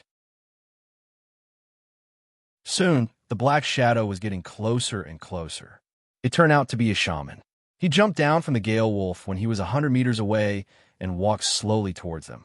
He glanced around and fixed his eyes on Han Jin. He bowed respectfully and said, Are you Lord Raphael? Lord Forza has a letter for you. Forza? How did he know I was here? Han Jin asked coldly. We caught a dozen elves by chance and got a message from them. They said that you and the dragons of the Holy Crown City are going to do something big in the southwest. The shaman said with a smile. Xavier glanced at the dragons. Half of them were originally sent by Dragon City to help the elves. Later, he and Han Jin discussed to ambush Shazos, the guardian of the dragon realm. So he transferred all the dragons here. This was also the purpose of his appearance. Unfortunately, Shazos didn't show up. When he saw Han Jin send the signal to attack, he was very disappointed. But it was a heavy lesson for the dragon realm. It also showed the determination of Dragon City. The northeast region was Dragon City's territory, and they would never allow the dragon realm to touch it. The relationship between the dragons and the elves was very good. Someone must have inadvertently leaked the top secret operation. Fortunately, there were no big twists and turns, or else he would never let it go. He would find out who did it. The dragons also looked at each other, and there was no lack of blame in their eyes. Who did it? Who leaked such important information to the elves? What does Forza want to do? Han Jin asked calmly. Everything you want to say is in the letter. Where's the letter? Here it is. The shaman answered and took out a letter. Then he opened the envelope. Xavier was an expert in earth elemental magic. The moment he opened the envelope, he sensed a faint but unsettling fluctuation of earth elemental energy. His expression changed drastically because he had never doubted his intuition. Be careful, he shouted. Xavier shouted and then waved his arm. A sharp rock spike came out of the ground. But Xavier's reaction was still a step too late. The magic he released did not have any substantial effect. When the shaman opened the envelope, his whole body shrank and turned into a dry corpse. That magic scroll was not something that could be released by just anyone. In an instant, the shaman's life force was sucked out. An extremely violent magical wave spread out in all directions. Even the air was distorted by this wave. On the hill, plumes of black smoke were forcefully pulled down. The branches that had been burnt to charcoal were shattered at the same time. The dancing flames also disappeared, turning into budding fireballs that could not be released. More than a dozen green dragons fell down one after another. Their limbs were spread out, their bellies stuck to the ground, and their chins were the same. They tried to raise their heads, but they could only raise a few feet or a few meters at most. Then, they were sucked down by an invisible force, making a loud thud as they hit the ground. A few feet or a few meters was normal for a human, but it was too pitiful for a dragon with a huge body. The golden dragons were able to stand, but it wasn't any better than lying down. Their legs and a small part of their bodies were deeply sunk into the ground, including their tails. No matter how hard they tried, they couldn't move an inch. Han Jin and Xavier were also greatly affected. Their calves were also sunk into the ground, and their knees were trembling violently. It was easy to imagine what kind of pressure they were under. Everything, including the living and the inanimate, was collapsing inwards and downwards. Even the giant egg made by Xavier had turned into an oval shape, and its state was very unstable. It was constantly moving up and down. If a palm of the same size slapped it, perhaps the egg would be smashed into an egg pancake. Only Long Yu, the leader of the gold dragons, was an exception. His head that was sticking out of the ground was rapidly expanding. Then, with a loud bang, he spat out a long blood arrow from his mouth. The blood arrow seemed to be mixed with something, and it let out a shrill sound as it pierced through the air. It was even faster than the arrows shot by the elves. However, the blood arrow only shot upwards for about 30 meters before it was forcefully sucked down, turning into countless sputtering raindrops that heavily hit the ground. With the hill as the center, all the grass within a few thousand meters was tightly stuck to the ground. Bushes and shrubs collapsed one after another. As long as the direction in which the trees grew was slightly slanted, they could not withstand the pressure and were pulled down quickly. Although a few trees did not fall, their branches and leaves were all pulled down like closed umbrellas. The sound of breaking could be heard one after another. The branches and leaves that were not flexible enough were torn away from their parent bodies. The great gravity spell, Xavier said in a hoarse voice. Impossible, impossible. In the eyes of the dragons of Dragon City and Long Yu, the great gravity spell was an extremely vicious magic. It was especially so for the black dragons. The black dragons were immune to all elemental damage, and they could also spit out dragon breath and release magic. Powerful mages were helpless against the black dragons. Most magic couldn't hurt the black dragons, but the black dragons could use magic attacks or simply tear them to shreds with their sharp claws and teeth. Powerful warriors were also helpless against the black dragons. The black dragons flew high in the sky and released long-range attacks. They could never fight back. Moreover, the black dragons' bodies were even more resilient than the gold dragons. Occasionally hitting the black dragons once or twice wouldn't change the outcome. Only the great gravity spell could instantly beat the arrogant black dragons back to their original forms. turning them into pitiful, primitive four-legged lizards. The faint sound of a horn could be heard in the distance. A row of black figures appeared on the horizon and rushed over at an extremely fast speed. Xavier's expression changed greatly. He struggled to pull out one of his legs and tried to rush out of the spell's range to stop the hostile enemies. However, he only took a few steps before coming to a stop. The great gravity spell's range was too wide. It was thousands of meters wide. At this speed, he wouldn't be able to make it out in time. Xavier turned around and looked at the dragons. Needless to say, the green dragons were pressed to the ground. The gold dragons were also very uneasy. They were constantly roaring and trying to move their bodies. Unfortunately, they would be much safer if they were a bit stronger and could use Dragonung magic to release the ultimate transformation spell. The larger their bodies were, the heavier the force they had to bear. Unless the spell's effects disappeared, they wouldn't be able to move at all. In the end, Xavier's gaze fell on Han Jin. Although Han Jin was trying his best to support his body, his expression was very calm. He suddenly remembered that Han Jin had a mysterious magic that allowed him to hide in the ground at any time. It seemed that the great gravity spell wouldn't be able to threaten Han Jin. Xavier's estimation wasn't wrong. The black figures had already rushed to the edge of the magic barrier. They only hesitated for a moment before rushing in without hesitation. However, they were also affected by the great gravity spell. Their speed suddenly slowed down. Xavier let out an angry roar. He then took a step forward with difficulty. Now that his companions were in a desperate situation, he had to face the enemy head-on and buy time. After taking a dozen steps, Xavier couldn't help but turn his head and look at Han Jin. His eyes were full of pleading. His heart was full of regret. If he knew that he would be schemed against by the Beastmen, he wouldn't have said those words to Han Jin to test Han Jin's attitude. Han Jin naturally understood Xavier's meaning. He frowned and thought for a moment. Then he sighed and finally stepped forward to follow Xavier. Xavier was very moved. His eyes couldn't help but become moist. He never thought that Han Jin would be so noble. Compared to Han Jin, he was too despicable. Xavier secretly swore that if there was a future, he would treat Han Jin as a true friend. Although it was very difficult to walk in the area affected by the great gravity spell, both sides were still trying their best to move forward. Gradually, the distance between them was reduced to less than 200 meters. Han Jin and Xavier could clearly see the huge figures in front of them. They were also huge creatures, but the behemoths were obviously stronger than the dragons. The whole plain became a strange swamp. Every time the behemoths took a step, their legs would sink deep into the ground. However, they were still able to pull out their legs and continue to walk. Of course, they were also very tired.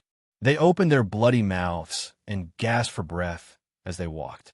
Saliva dripped from their mouths and fell to the ground like heavy objects. However, their red eyes were shining with excitement. Under the row of giant figures, there was a shadow that looked very small. However, Han Jin and Xavier turned their attention to that figure at the same time. Han Jin used to think that the appearance of the behemoths was similar, but the protruding tusks were different. However, the behemoth in front of them gave him a very different feeling.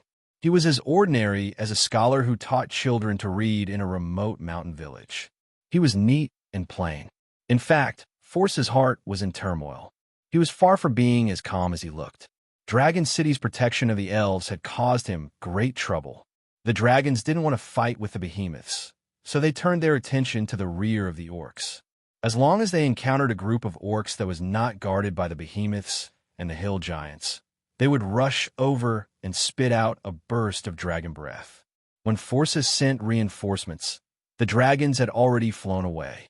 Those dragons were like poisonous thorns that pierced deeply into Force's heart, making him anxious and painful. However, the orcs were extremely lacking in aerial power. The thunderbirds controlled by the shamans were useless. The number of beam and beasts and hill giants was too small, and the dragons were too mobile. These days, countless orcs had been killed by the dragon's breath. Moreover, he got a message that Dragon City was putting pressure on Lord Raphael in the Holy Crown City.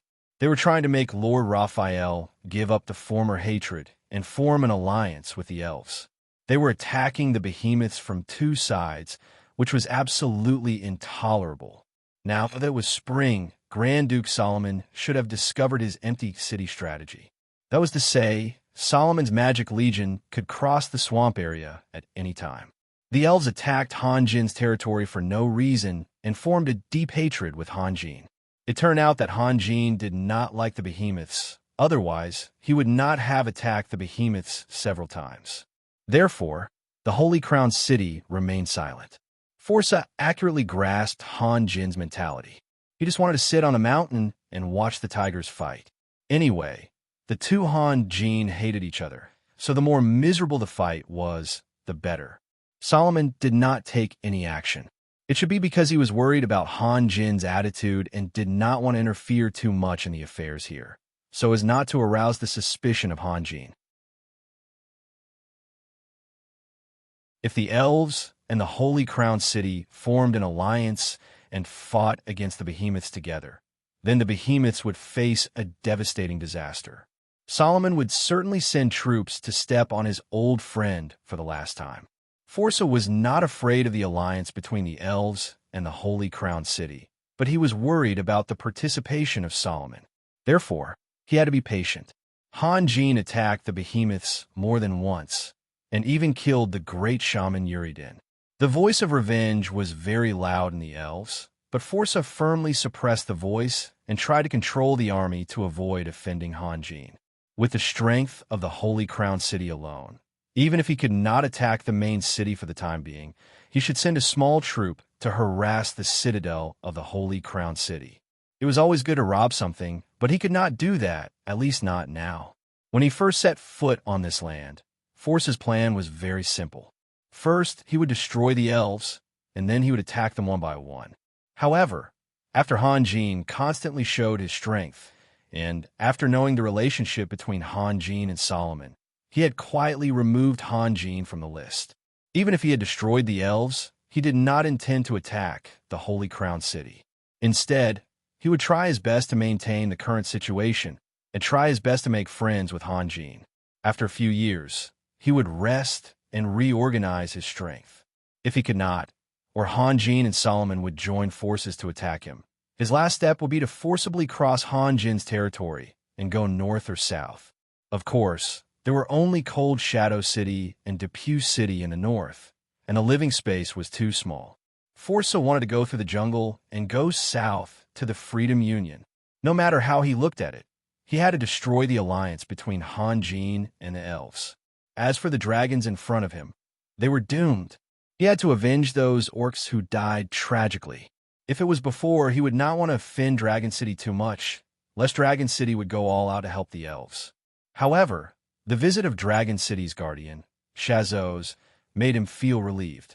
Dragon City did not want Dragon City to expand in the northeast, so it was normal for them to try their best to destroy it. Moreover, Shazos promised him that he would talk to Solomon in detail and try his best to resolve the hatred between the two sides. Although he did not believe that the blood feud of decades could be easily resolved by anyone, he saw hope. Solomon had to worry about Han Jin and Dragon City, so whether he could turn the current situation into an established fact depended on Han Jin's attitude. At worst, he could return some of the Beatman's cities to Han Jin, or even split them equally.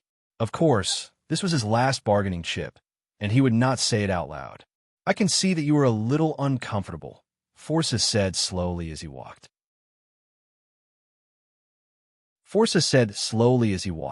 His expression and pace were much more relaxed than Han Jin and Xavier's. "But I like the art of gravity very much. If there is an eternal gravity enchantment on the continent, the orcs will definitely become the most powerful race."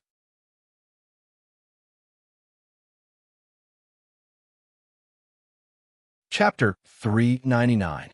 Lord Xavier. I remember hearing such a saying. Han Jin's eyes flickered, and he whispered, "Where there is life, there is hope." The muscles on Xavier's face trembled slightly, and he whispered back, "Lord Raphael, we still have a chance. If we can delay them for a while, the gravity enchantment will disappear. At that time, These monsters will be no match for us. Delay? How many of them can we delay? Han Jin asked.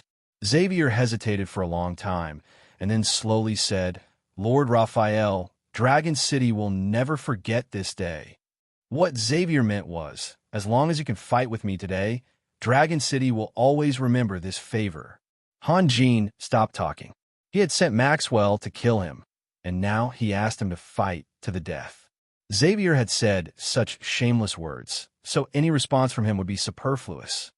Lord Raphael, this has nothing to do with you. I don't want to embarrass you, and I don't want to have a conflict with you. Please leave.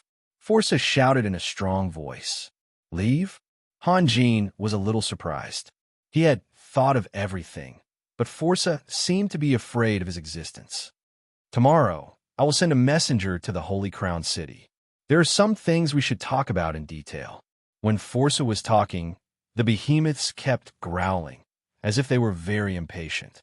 If Forza hadn't restrained them, they would have rushed over. Xavier's face changed greatly. He didn't think that he could stop Forza and more than 20 behemoths. He temporarily abandoned the dignity of the dragon race and put most of his hope on Han Jin. Han Jin had unfathomable and mysterious power. He believed that Han Jin could burst out stronger fighting power than himself. Of course, if Han Jin really wanted to join the battle. What do we have to talk about? Han Jin smiled. You are used to destruction, and I want to develop and survive. We are like darkness and light. It is impossible for us to compromise. Destruction? Destruction? Forza paused for a moment. It seems that you have heard a lot of bad rumors about the orcs. Not only did I hear it, but I also saw it. Han Jin said unhurriedly, when you just stepped into the swamp area, I met your army. Do you know what I was thinking at that time? I want to kill all of you. Xavier became particularly low-key at this moment, silently listening to the tit-for-tat conversation between Han Jin and Fasa. In fact, he hoped that Han Jin would continue to talk with Fasa until the gravity enchantment disappeared. This time, Forza was silent for a long time. After a long time, he said, Sir Raphael, you have never been to Fado City, so you don't understand the pain of the Beastmen. Just because you saw something, you must be against the Beastmen. Isn't that too arbitrary? The pain of the Beastmen, Han Jin smiled. I thought that you have always been very happy. Forza pretended not to hear the sarcasm in Han Jin's words, and continued, The elves are beautiful. At least they won't arouse the hatred of other races when they meet. What about us? I don't need to say in detail, do I? Humans can master fighting energy and magic, but what about us? We can only seek to improve ourselves through the pain and the madness of abandoning everything. Even the dwarves have their own racial advantages, not to mention the powerful creatures like the titans and the dragons. The beastmen have nothing. Our strength and victory often come at the cost of countless lives. It can even be said that we are the most vulnerable. Wait, Han Jin suddenly interrupted, showing a very shocked look, as if he had discovered something. What? Forza was also a little surprised. Could it be that his words had moved this young lord? I remember you said at the beginning that if there was an eternal gravity enchantment on the whole continent, then the beastmen would become the most powerful race. Is that right? Han Jin's eyes became extremely cold. Can I think of it this way? In fact, the Golden Blood Royal family has long been aware of the shortcomings of the Beastmen, so you have been working hard to change the situation. Unfortunately, it turns out that if you develop peacefully, you will be left far behind by all the other races. In the end, you chose the most direct way, which is to destroy. If all the other races on the continent disappear, then the Beastmen will become the only masters. No one can pose a threat to you anymore. Forza was speechless. If what Han Jin said was true, then the Beastmen's calculations were too vicious. If the Golden Blood Royal family had never thought so, then Han Jin's framing was too vicious. Forza didn't know how to respond. We have nothing to talk about, Sir Forza. Han Jin sighed softly. We really have nothing to talk about. He had a judgment in his heart that he didn't know whether it was right or wrong. In his evaluation of the Beastmen, Solomon seemed to have made a formal mistake. The whole continent thought that the Beastmen were a simple and vulgar race, and that their race had never given birth to a praiseworthy culture and wisdom. Therefore, Solomon didn't think deeply about why the beastmen always fought against everything in a violent and cruel way. He only attributed this to the short-sightedness and superficiality of the beastmen's civilization. If his feeling was correct, then the beastmen had been systematically slaughtering and destroying other races to make up for their shortcomings in the most extreme way. Then, he had to revise his plan. Xavier was anxious and couldn't help but look at Hanjin. How could he turn hostile? But he didn't dare to wink at Hanjin, fearing that Forza would see through it. Sir Raphael, do you think that the dragons will be sincere in being friends with you? Forza was still making a final effort. What a joke. The proud dragon race would never make friends with other inferior life forms. They're just using you. Yes, they're using me, but what about you? You're not only going to destroy me, but also the entire human race. Hanjin was now stubborn. What a pity.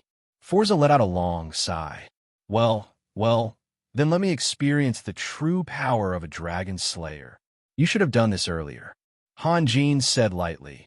I sincerely advise you that strength is what you are good at. Don't continue to show your naive mind. For me and Xavier, this is meaningless. You can't divide us, so now you are using the Dragon Slayer to drive a wedge between us? Ha ha ha. Xavier laughed out loud. Hanjin had already made it clear, so there was no need for him to deliberately keep a low profile. Raphael, do you know what is the most ridiculous thing in the world?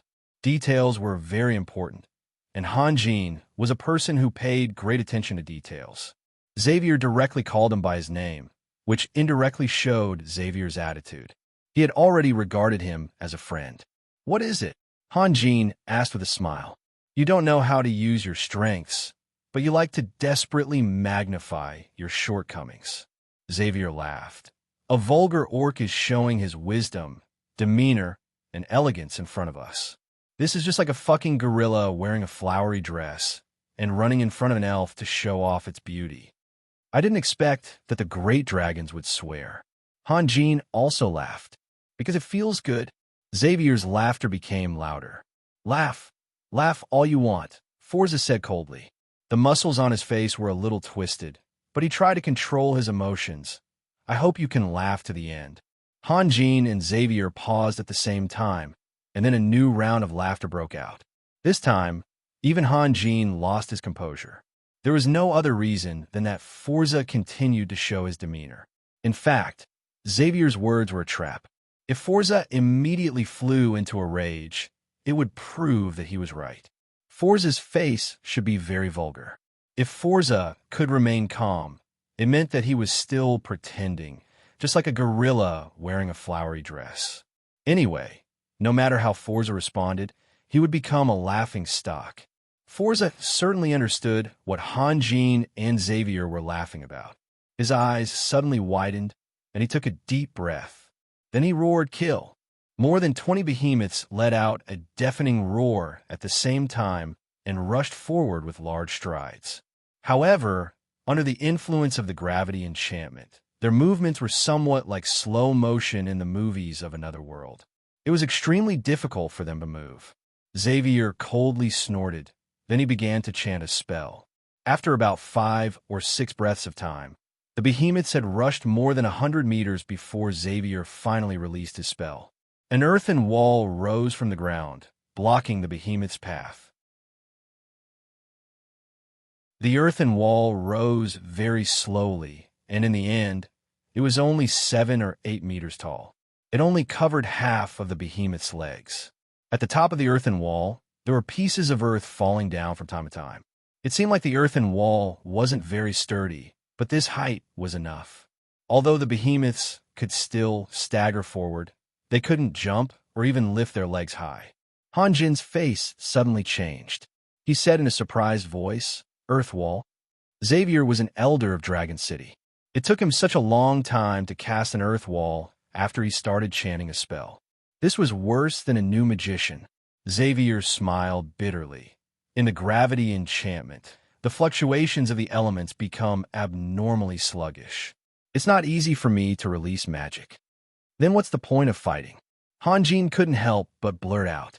In fact, he intended to use Xavier's combat power to consume some of Forza's power to prepare for the future. Who would have thought that Xavier would be so embarrassed?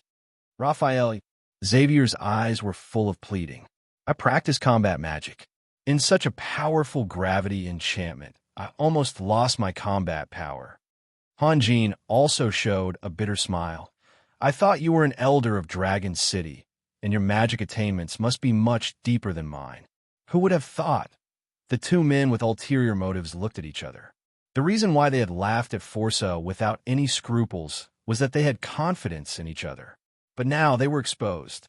Of course, Hanjin was the only one with ulterior motives. He would never use his full strength. Otherwise, why would he waste so much energy? Asterisk boom. Asterisk boom. Asterisk a series of loud noises came from the front.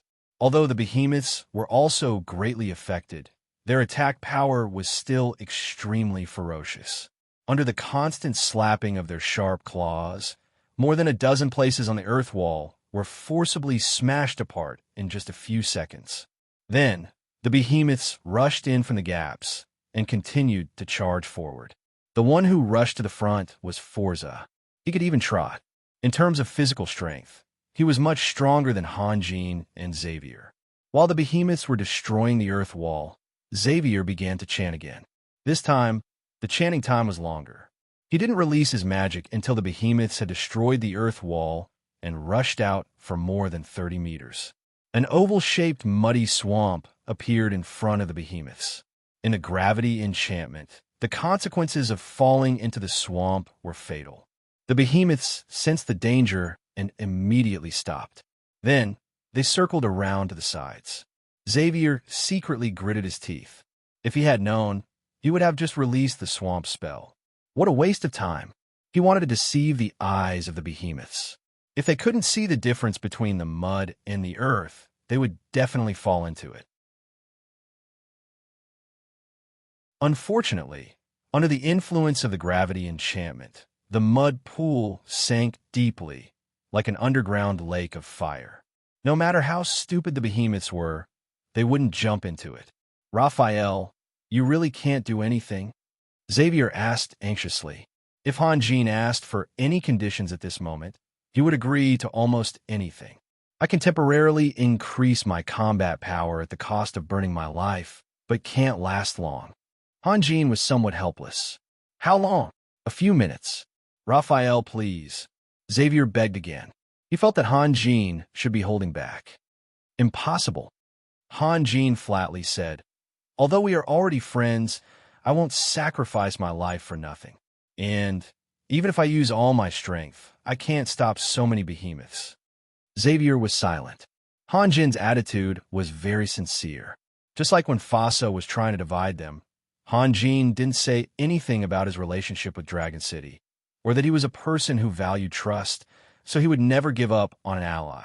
If Hanjin said that, Xavier would never believe it. On the contrary, Hanjin clearly showed his hatred for the orcs, so he refused Fasa's olive branch. The latter was very credible. At least Xavier believed it. Now, if Hanjin said that he couldn't release his power, or that he had done his best, Xavier wouldn't believe it either. However, Hanjin was very sincere and said that he could do better, but it would be very dangerous for him, and he might even die, so he wouldn't do it. Xavier had no reason to doubt him. The behemoths had been divided into two teams. More than a dozen behemoths went around one side and rushed toward the dragons that couldn't move. Fasa himself only took 5 or 6 behemoths and rushed toward Hanjin and Xavier. Obviously, he thought that all the dragons were dead, and Hanjin couldn't stop him. At most, he could escape with the cover of the earth. It was also possible that Hanjin's magic had lost its effectiveness in the gravity enchantment, so he would kill Hanjin as well. Xavier roared and rushed forward to stop Fasa. His magic had lost its effectiveness. In this gravity enchantment, it would take him a long time to chant the spell, and Fasa wouldn't give him chance. At this moment, Xavier regretted. He shouldn't have tried to figure out the purpose of the orcs first. If he had prepared his magic when Fasa first stepped into the gravity enchantment, he wouldn't be in such a difficult situation now. Do you want to compete with your fists? Fossa laughed and approached Xavier in a few steps. He then punched Xavier's chest first. Die! Xavier roared and punched out as well. The movements of the two men were slow and stiff. There was no skill to speak of. They couldn't even be compared to ordinary people because they had to use more than 90% of their strength to resist the huge gravity. Bang! The two men's fists collided. Fossa's body shook and then stabilized. However, he sank deeper, and even his knees disappeared into the ground. Xavier sat on the ground. His buttocks and lower back couldn't be seen. He looked like a big child sitting in a baby's cradle. Every dragon was born with tyrannical power. Xavier had also experienced close combat, but compared with Forza, there was still a big gap between him and Forza. The behemoth behind Fossa took a step forward and waved its giant claws toward Xavier. Xavier was shocked and rolled a few meters away to avoid Fossa's trampling and the giant claws of the behemoth. With a loud bang, the behemoth's arms, which were 7 or 8 meters long, sank into the ground. It wasn't just Fossa and Xavier who weren't used to fighting in the gravity enchantment. The behemoth was the same. As a result of using too much force, it completely lost its balance. Most of the behemoth's head sank into the ground. It used its last free hand to support itself on the ground and roared, trying to pull its head and arms out. After all, a holy beast was a holy beast. If it had a little bit of wisdom, it would have been able to grab Xavier with its remaining hand. Xavier was so scared that he broke out in a cold sweat. He rolled and crawled to escape. He never thought that the behemoth could still be so powerful. In fact, at this moment, Fossa wasn't terrible. It was the behemoths that were terrible. While rolling, Xavier glanced at Han Jin, who was also rolling and crawling to avoid the attack of the behemoth. Was it really impossible? Before Xavier could recover, another behemoth passed by its companion and reached Xavier in 2 steps. It raised its foot and stomped on Xavier. Xavier had no choice but to roll to the side again. This was the most embarrassing battle he had ever experienced. He wanted to maintain his dignity as a dragon, but he needed to regain his balance first. By the time he regained his balance, the behemoth would have already stomped him deep into the ground.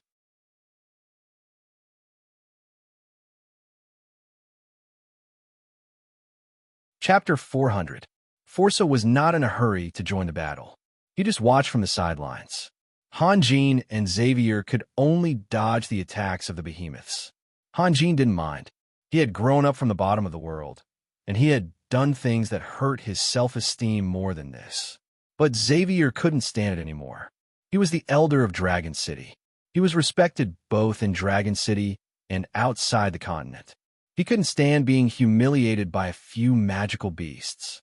2 bright flames ignited in Xavier's eyes, and then a majestic wave suddenly appeared.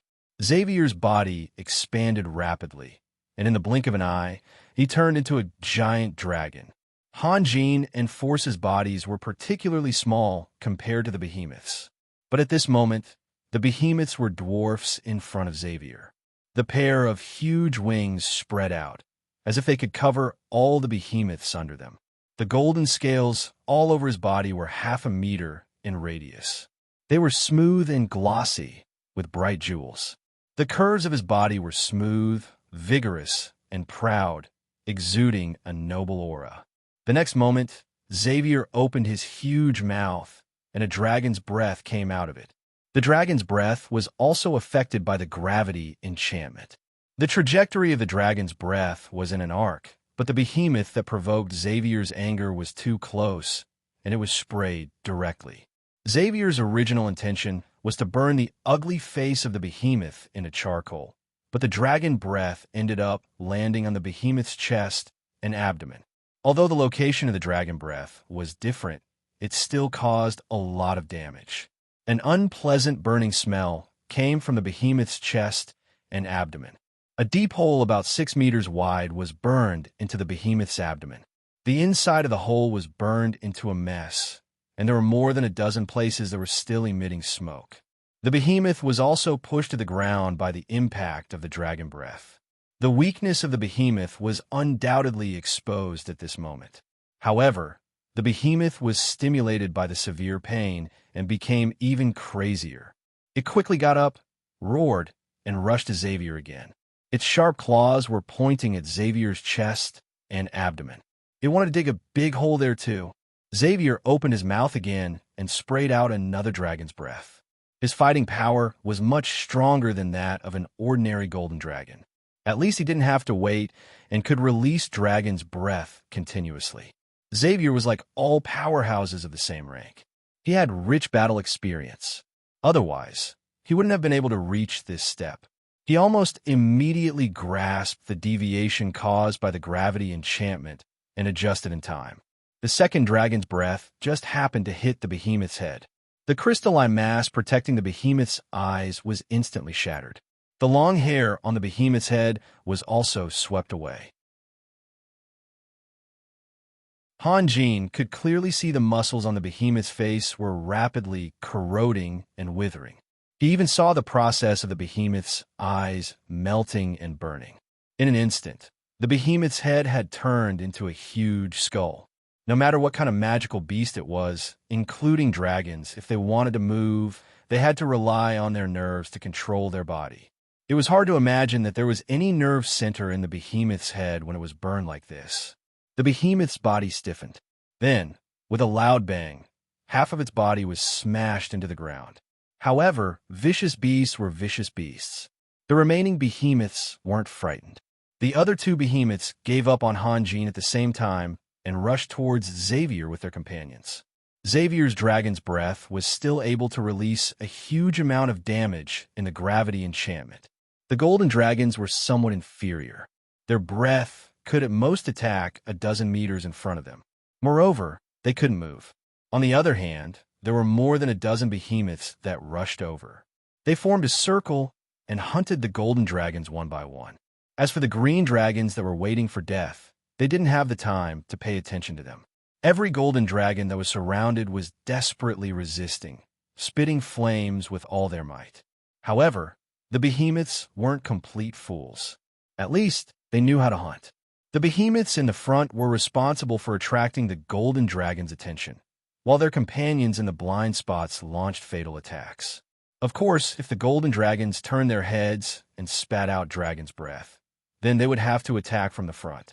Anyone could see that it was only a matter of time before the 9 golden dragons were killed, unless they could get help. Unfortunately, Xavier couldn't even take care of himself, and Han Jin was affected by the gravity enchantment. His fighting strength was sharply reduced, so no one was willing to help them. Facing 5 behemoths that rushed over side by side, Xavier retreated while spitting out dragon's breath again. He also tried to turn his head and let the flames of the dragon's breath envelop the 5 behemoths. It was true that the behemoth's magic resistance was very weak, but it wasn't ridiculously weak. However, compared to other top-ranked magic beasts, the 5 behemoths' bodies were charred black under the dragon's breath. Their long hair was all burned off, as if they had been shaved off by someone. However, they only suffered some damage to their skin and didn't lose their ability to move. They continued to rush towards Xavier. Xavier immediately realized that he had made a mistake. He opened his mouth again, and a surge of flames enveloped the nearest behemoth. That behemoth subconsciously dodged, but under the influence of the gravity enchantment, its movements weren't very nimble. The dragon's breath fell on its shoulder and started to burn fiercely. The behemoth let out a painful howl. The terrifying temperature of the flames was corroding its flesh, revealing the bones inside. However, its movements were not slow. Instead, it was fast. It closed in on Xavier, opened its huge claws, and tried to dig out Xavier's heart. Xavier tried his best to dodge, but his reaction wasn't very nimble. The behemoth's sharp claws swept across his abdomen, leaving 4 deep wounds. Moreover, more than a dozen dragon scales were forcibly torn off. Xavier roared in pain, and another dragon's breath fiercely poured down. Because of the distance, the behemoth could be considered to have absorbed everything. The dark yellow flames poured down from its head and spread down its chest and back, enveloping its entire body in a sea of fire. Not to mention the Beam and Behemoth. Even the gold dragon with its strong magic resistance couldn't withstand Xavier's breath at such a short distance. The Beam and Behemoth was instantly turned into a hairless beast. Not only was its skull charred, but countless cracks had also appeared on its skull. It was as if the ground had cracked after a long period of drought. Then its body fell straight to the ground, just like its companion just now. Enough! Forza suddenly roared, and then his body inflated little by little like a balloon filled with air. Unlike Xavier, who almost instantly returned to his original body after the ultimate transformation, Forza's expansion speed was much slower. The others could clearly see the changes happening to him. Hanjin had already learned about the talent of the Golden Blood family. His expression didn't change at all. This was what he expected. Xavier was too lazy to observe Forza. He had been retreating quickly, trying his best to distance himself from the behemoths. Then, he opened his mouth and spat out another dragon's breath. He had learned his lesson. Every time he used his dragon's breath, he would only attack one enemy. While spitting out the dragon's breath, he also took the time to glance behind him. Out of the 9 superior gold dragons, 4 had been knocked down. Among the behemoths, only one had lost its fighting power. Xavier was very clear that he was powerless to save his companions. He had to leave the battle before the behemoths came back. Otherwise, he would die. But he didn't want to escape in a hurry. No matter what, even if he failed today, he had to make Forza pay the corresponding price. The behemoth that was attacked hurriedly leaned to one side, trying to avoid the dragon's breath. But Xavier's attack seemed to be getting more and more skillful, and the angle was getting more and more tricky, which proved that his adaptability was very strong. The dragon's breath was sprayed on the waist of the behemoth. A crescent-shaped wound appeared on the behemoth's waist, as if a large piece of muscle had been bitten off by another giant beast. From Hanjin's point of view, he could even see the white, still moving hip bone. Then the behemoth let out a sad cry, lost its balance, and fell down. But it couldn't die quickly, so it crawled on the ground and howled.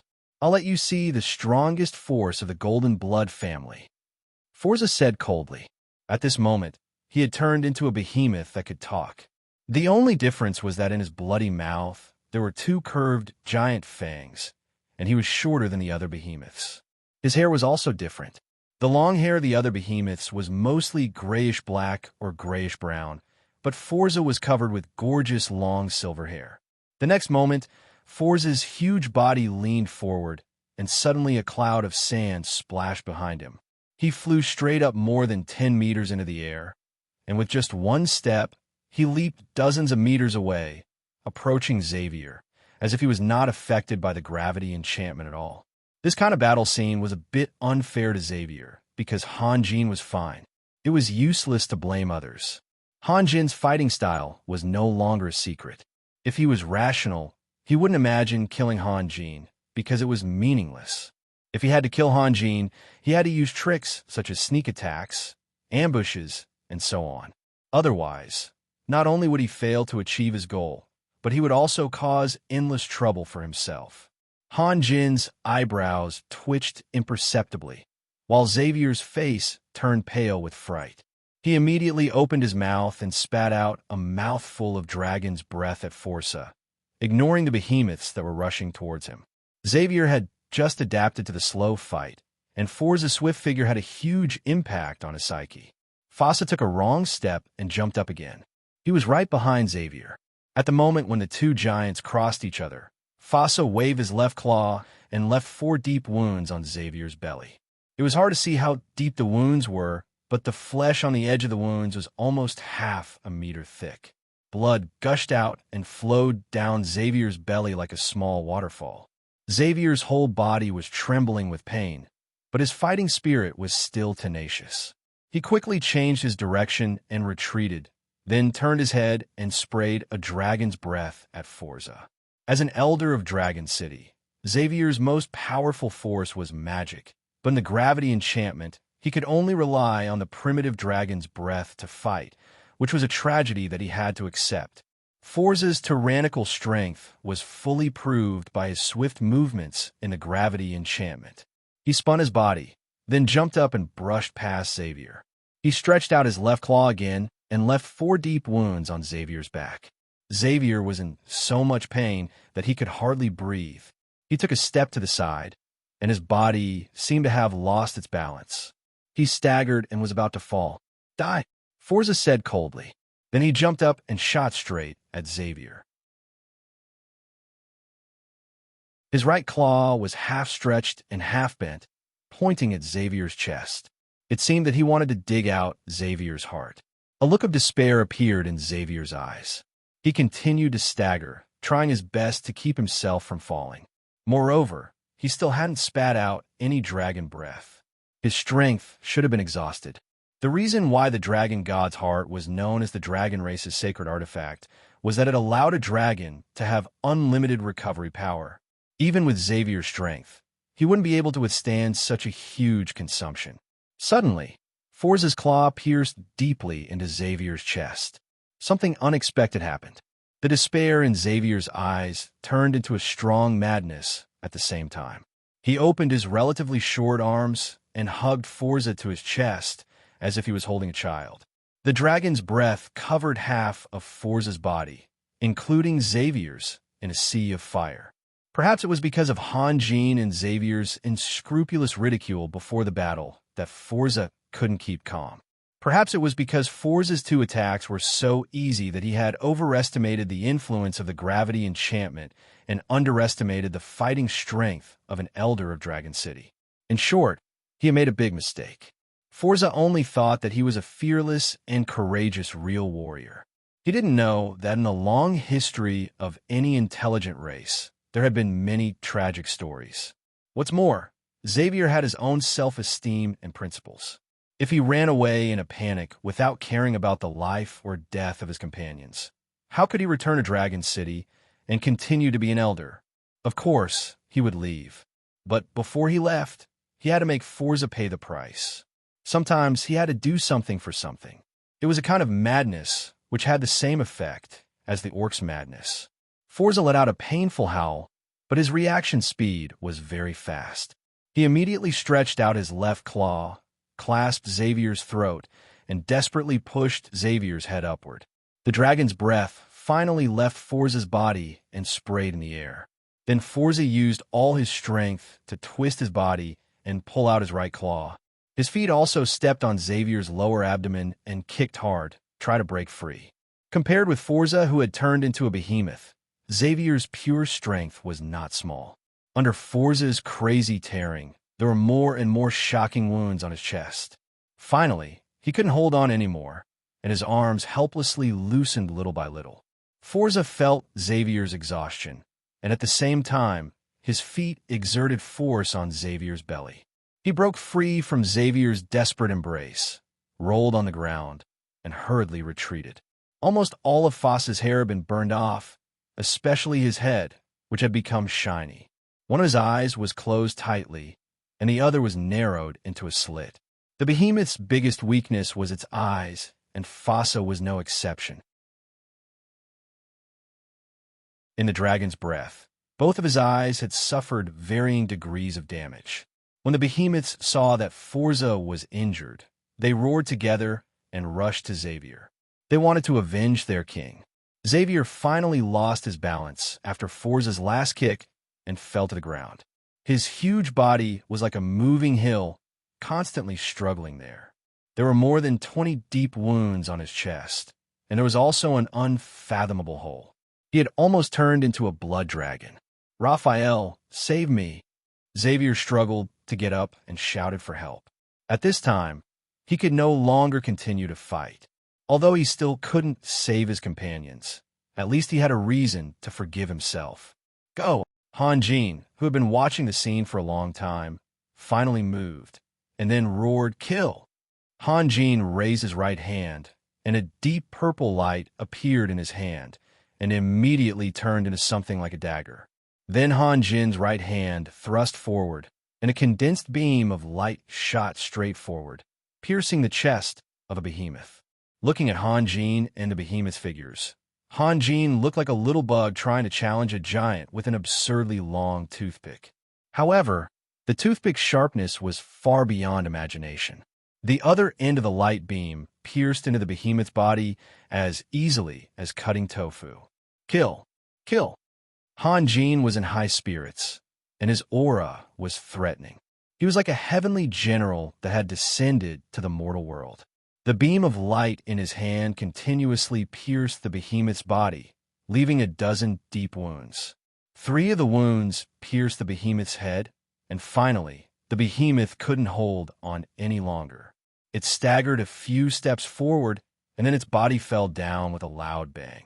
Xavier was stunned at first, but then he was overjoyed.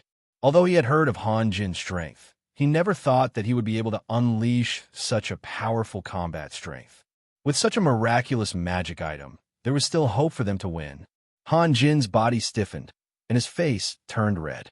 His right arm hung limply by his side, and then he couldn't help but kneel on the ground. Go! Go! Han Jin suddenly raised his head and roared. Xavier immediately realized that Han Jin could only increase his combat strength in an instant, and the time he could maintain, it was very limited. He hurriedly used all his strength, struggled to get up, turned around, and fled in the opposite direction. At this time, he saw that the 9 superior gold dragons had all been killed, leaving only 2 behemoths to continue slaughtering the immobile green dragons. The rest of the behemoths had already rushed towards them. However, Xavier had just been delayed, and Han Jin was temporarily unable to make a move. A behemoth had already rushed behind Xavier, stretched out its huge claws, and grabbed the tail behind him. Blood splashed, and Xavier's tail was cut in 2. Facts once again proved the wisdom of the behemoth. If it had grabbed Xavier's tail and didn't let go, it would have been a disaster for Xavier and a big problem for Han Jin. The tail being cut off actually helped Xavier. With an earth-shattering roar, Xavier's huge body moved more than 100 meters away, as if he wasn't affected by gravity, just like Forza. Then, he didn't dare to look back and used his long wings to maintain his balance, desperately escaping into the distance. Go! Han Jin's figure once again straightened up.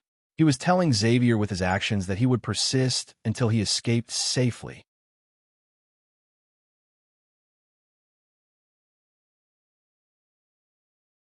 Chapter 401. After Xavier rushed out of the gravity enchantment and flew into the sky, Han Jin also sank into the ground. He was not a person who liked to fight, so it was meaningless to stay and continue to fight. Although the result was good, Forza felt both happy and worried. He was happy that he had finally solved the problem of the dragon, but he was worried about where to go in the future. His worry had nothing to do with his injury, but because of the hostility shown by Han Jin. He could not figure out why Han Jin refused his kindness. Since the beginning of the war, Forza had been trying his best to avoid killing the people of the Holy Crown City.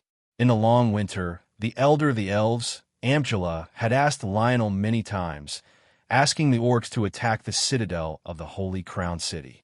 Whenever Lionel asked him for instructions, he always asked Lionel to find an excuse to refuse. Now that he thought about it, Amjala's kindness was in vain. Forza was both happy and worried, but for the oriole behind the mantis stalking the cicada, his heart was full of excitement. The range of the gravity enchantment was so wide that even the forest in the distance was affected. The forest on the edge of the enchantment was more than 100 meters in radius, and it was full of tree trunks that sank deep into the ground. There were also branches, leaves, and bushes that clung to the ground. But after walking for dozens of meters, 2 pairs of bright eyes could be seen. They were Amjala and Prudence. Galbin suddenly held a secret meeting last night and invited the patriarchs of several big tribes. At the meeting, Galbin proposed an amazing plan. According to the reliable information he had received, Lord Raphael would meet with Dragon City Elder Xavier near the Holy Crown City. Forza had also received this information. He did not want to see Raphael and Dragon City forming an alliance, so he was ready to completely destroy the meeting. Galbin asked several patriarchs to select the most elite warriors of their tribes and set out with him to attack Forza. In Galbin's view, this operation was foolproof. Raphael was very powerful, and Xavier was an elder of Dragon City, not to mention Forza. Forza's advantage was not big. At most, he would win a Pyrrhic victory. Galbin would lead the elves to kill Forza at that time. He was 90% sure that he could kill Forza on the spot. At that time, some patriarchs doubted that Han Jin could hide underground at any time, while Xavier had the ability to fly. Was Forza crazy? You want to deal with these two experts? What's more, Xavier had only been away from the elves for 10 days, and he had taken all the dragons with him. With so many dragons helping him, Forza's chances of success were slim. Galbin didn't give a detailed explanation on this issue. He just said that Forza seemed very confident when he made the plan. As for why he was so confident, Galbin didn't know.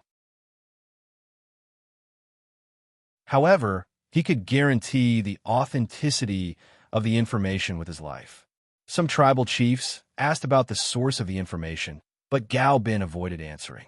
Then he changed the topic and told them that each tribe only needed to give him 50 to 200 elite archers.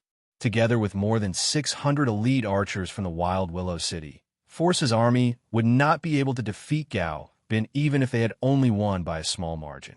As a result, some patriarchs expressed their doubts. What if this was a trap set by Forza?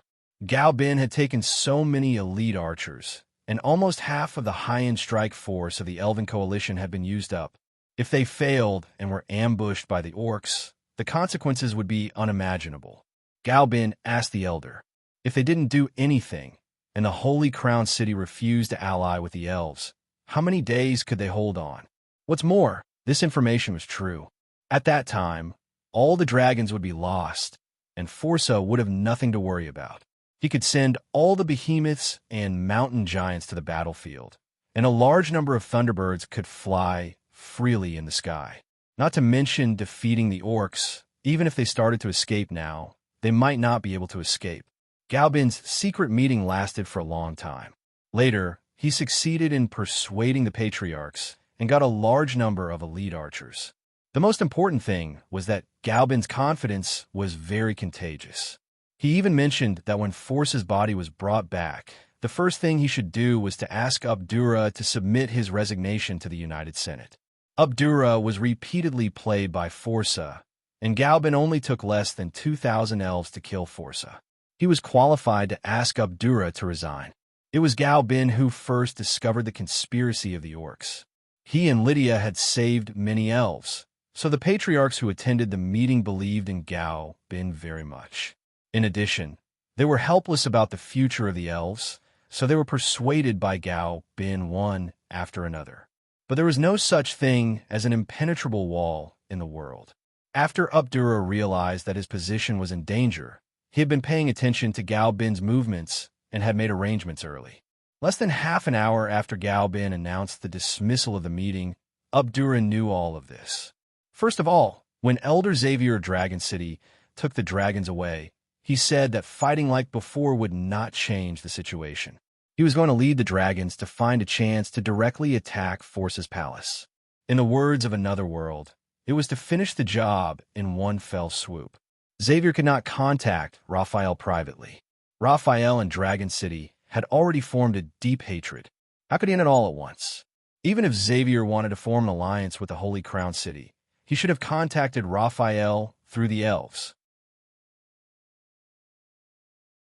After all, Sunir was a member of the elves and had an advantage that Dragon City couldn't compare with.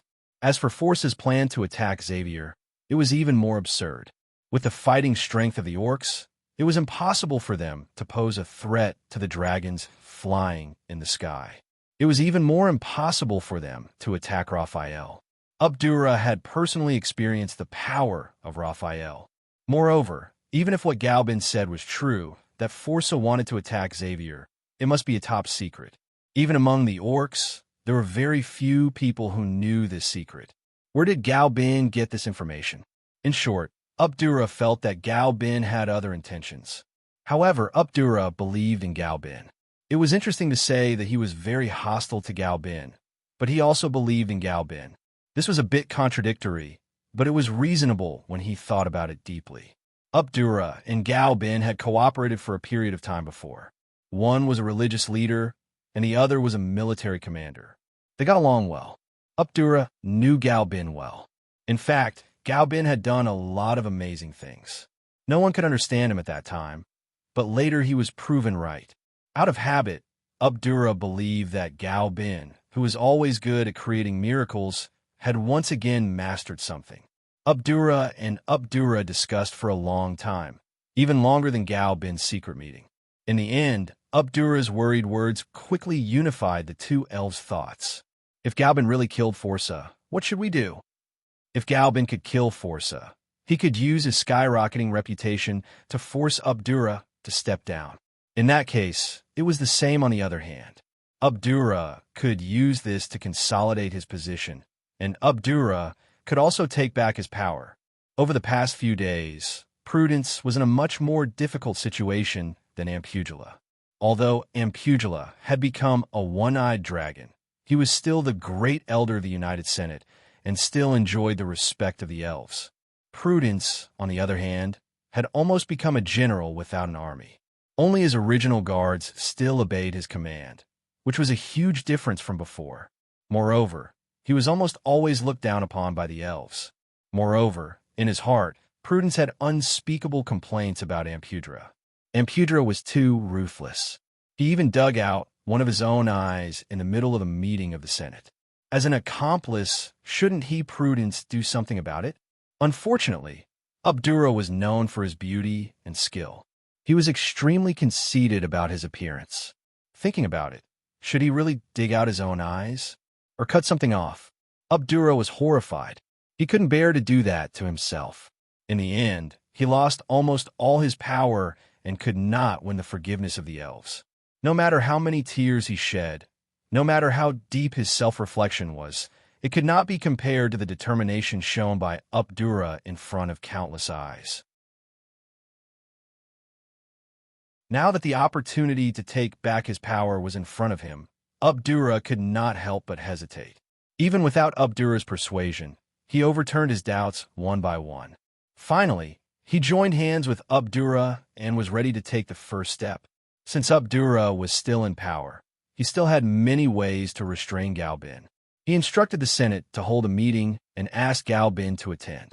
At the same time, he transferred several clan leaders to another camp to prevent Galbin from meeting them.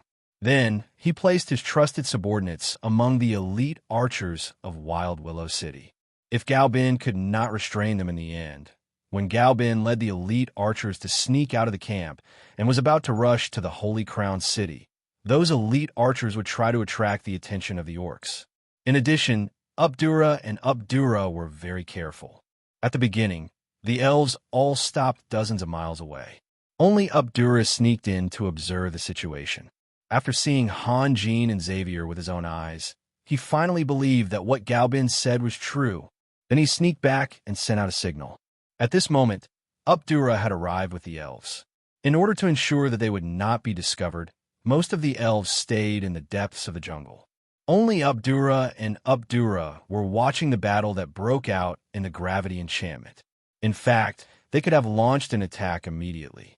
Perhaps they would have a chance to save some superior gold dragons and green dragons. However, Abdurrah and Abdurrah both chose to remain silent. To put it bluntly, it was nothing more than envy. Although Dragon City had formed an alliance with the elves, the status of the two sides was not equal. The former was the boss, while the latter was the employee. Abdurrah originally thought that he was the most valued by the boss, but when he saw the boss suddenly favor another employee, it was impossible to say that he did not have any feelings. Forza didn't feel anything. He had returned to his original appearance and changed into a new set of clothes. Looking at the mountain-like dragon corpses, Forza couldn't smile. If it were the mercenaries of isolated Cliff City, many of them would have fainted on the spot, become ignorant wooden men, or even have a myocardial infarction. However, the dragon corpses were not of much use to Forza. No one was willing to do business with him, and he was too lazy to do business with anyone. If he liked something, he would just grab it. The priceless dragon crystals were just beautiful stones for him. The dragon scales could be made into armor, and the dragon tendons could be made into strong bows. Unfortunately, They were even more useless. There were no alchemists or archers in the clan. Who would make armor? Who would use the strong bows? However, he had to take these dragons away. He couldn't let others take advantage of them. Forza looked up at the sky. It should be dawn in a few hours, but why hadn't the gravity enchantment disappeared? It was too difficult to drag the dragon corpses out of the gravity enchantment. The remaining dozen behemoths gathered around their dead companions, whimpering like ghosts. After all, they were top-grade holy animals, and they also knew how to grieve for their dead companions. After waiting for a while, Forza finally became impatient. He looked up at the sky again. At this moment, he suddenly sensed something. He reached out his hand and grabbed his chest. An arrow quietly appeared in front of Forza, and his hand tightly grasped the arrow shaft. His eyes drifted to the left side of the forest. A slender elf was standing outside the gravity enchantment, with a gentle smile on her face. She slowly drew the bow in her hand. Prudence. Forza had realized something. His voice was a little low, and his heart was a little heavy. The next moment, Updura's figure appeared beside Prudence. The elf had extremely sharp eyesight, and Forza's eyesight was not bad either. When Updura and Forza's eyes met, a strange feeling rose in their hearts. Updura had become a one-eyed dragon, and Forza could not open one of his eyes. Of course, the latter was temporary. The two one-eyed dragons looked at each other. The scene was similar to two strange mutes meeting on the street. Only they could understand what kind of feelings they had. Asterisk, asterisk, asterisk, Rinnell sat on the ground, unconsciously drawing something with his fingertips. He was not a magician, nor did he understand magic runes. This was just a habit of his. When his emotions fluctuated and he could not control them, he had to do something to divert his attention. A dozen or so orc guards surrounded Lionel. They were vigilantly looking around, but their gazes would often drift back and land on Lionel. They'd been by Lionel's side for many years, but this was the first time they'd seen Lionel so abnormal. This had nothing to do with whether he was calm or not, but rather an indescribable feeling.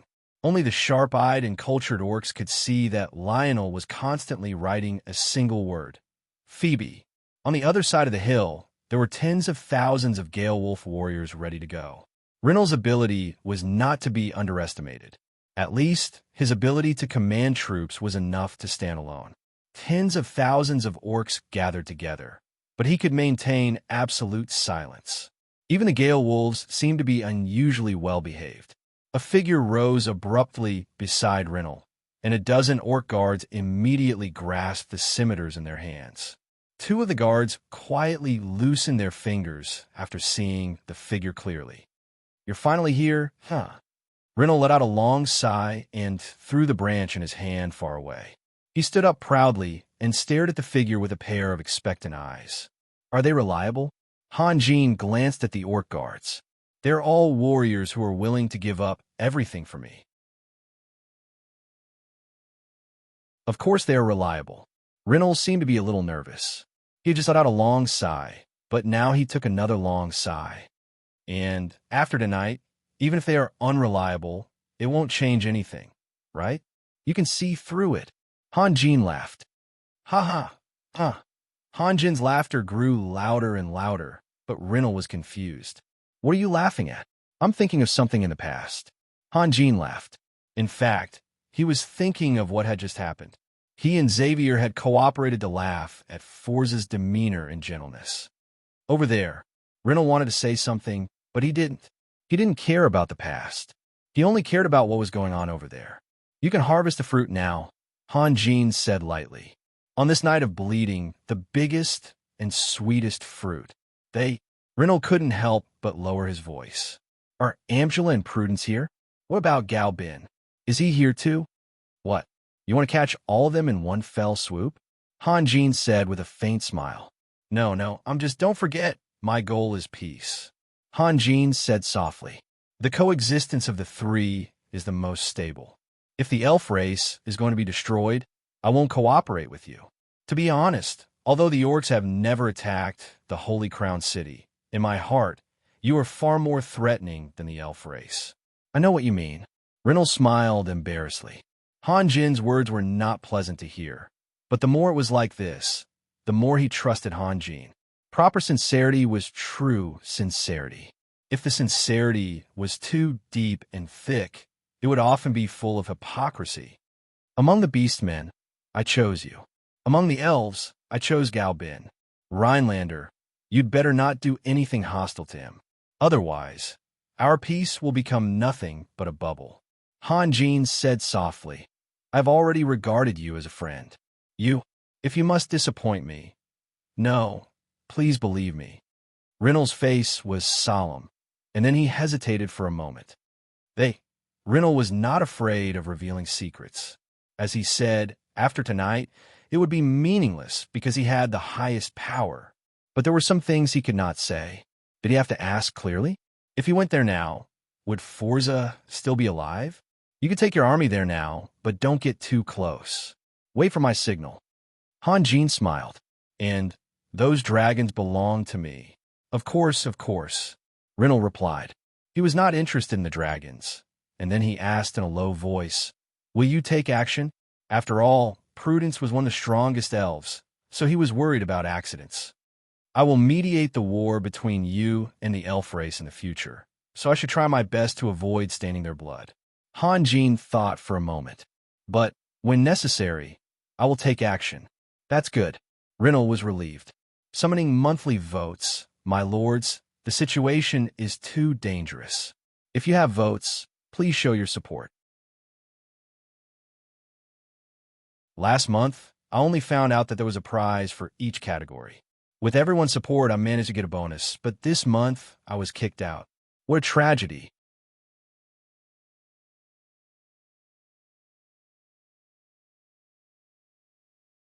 Chapter 402. The elves beside Abdurrah hurriedly helped him up and carefully placed him on the silver Pegasus. Only then did they turn around and jump on their own mounts, fleeing into the forest like a swarm of bees. The gravity enchantment extended to the edge of the forest. Behind them was the forest, which was a blessing in disguise. Prudence pulled the longbow in his hand into a full moon and shot an arrow at Fossa. In fact, Fossa had become silent at this moment. His body was full of arrows, like a giant hedgehog. But Prudence was still worried, so he finally shot another arrow. When the arrow appeared in front of Fossa and shot into his forehead, Prudence shouted, "Let's go." After saying that, he took the lead in driving the unicorn and retreated in the direction where Amdal had disappeared. The rest of the elves had long been panicked. When they heard Prudence's order to retreat, they scrambled to follow him into the forest. Prudence had just rushed to the edge of the forest when he saw the elves surrounding Abdurrah rushing out of the forest in a panic. Prudence was shocked. What's going on? Orcs. The forest is full of orcs. Abdurrah screamed. Quick, let's change direction. Prudence's gaze swept across the forest, and he could faintly see a metallic object reflecting light. His face could not help but reveal a terrified expression. Then, Prudence turned around. Within his field of vision, there were orcs everywhere. They were excitedly waving their scimitars and whistling from all directions. Should I change direction? It would be the same no matter which direction. Moreover, Prudence also had the side effect of overexerting. Since hunting the behemoth, he had been releasing the power of the Mark of God. Now he was exhausted. Furthermore, even if he was at his peak, it would be useless. In this world, there was no one whose combat skills could reach perfection. Every profession had their own weaknesses and strengths. The ability to tear space could be used to snipe the enemy's experts or commanders. However, in the face of the tidal wave of Gale Wolf warriors, who would he want to kill? How many could he kill? Abdurrah, you have to be responsible for today. Prudence roared. I have already said that this is a trap of the orcs. Now that he had fallen into such a situation, Prudence had no more scruples. He bluntly scolded Ampugula. A trap of the orcs? What do you know? If this is really a trap of the orcs, how could Fossa? Abdurrah immediately retorted. But before he could finish his words, he suddenly froze and then screamed. Wait, don't do it. I have figured it out. I have figured it out. Many elves had already drawn their longbows. Since the orcs had surrounded them, they had to fight. Killing one was enough. Killing two was killing one. The elves looked at each other in dismay when they heard Anpugela's order to not attack. Although they were still holding their longbows, no one shot an arrow. What have you figured out? Prudence was stunned. This is not a trap. It's an internal strife among the orcs. Updura showed an excited look. The orcs must have their own internal conflicts. Fossa declared war on us, but not all the orcs are willing to do so. I finally understand why Galbin dares to guarantee the authenticity of this information with his life. Prudence stared at Updura blankly. His mind was in a mess. He couldn't understand what Updura had understood. You still don't understand? Updura's smile was very arrogant. Simply put, the one who cooperated with Galbin must be a prince of the orcs with military power. Fossa is dead, so he must be the successor. Galbin cooperated with a prince of the orcs? That's impossible. Prudence murmured. Nothing is impossible. Galbin's situation has been very difficult, and the Holy Crown City has never sent troops to help him. It is inevitable that he is disappointed, so Updura stopped talking and didn't continue. He was embarrassed to continue. The Holy Crown City could have been on the same side as the Wild Willow City. The current situation was caused by Updura. How could he blame Galbin? What does this have to do with us? Of course it has to do with us. What Galbin can give him, I can also give him. What Galbin can't give him, I can also give him. Updura said firmly. The surrounding elves were silent.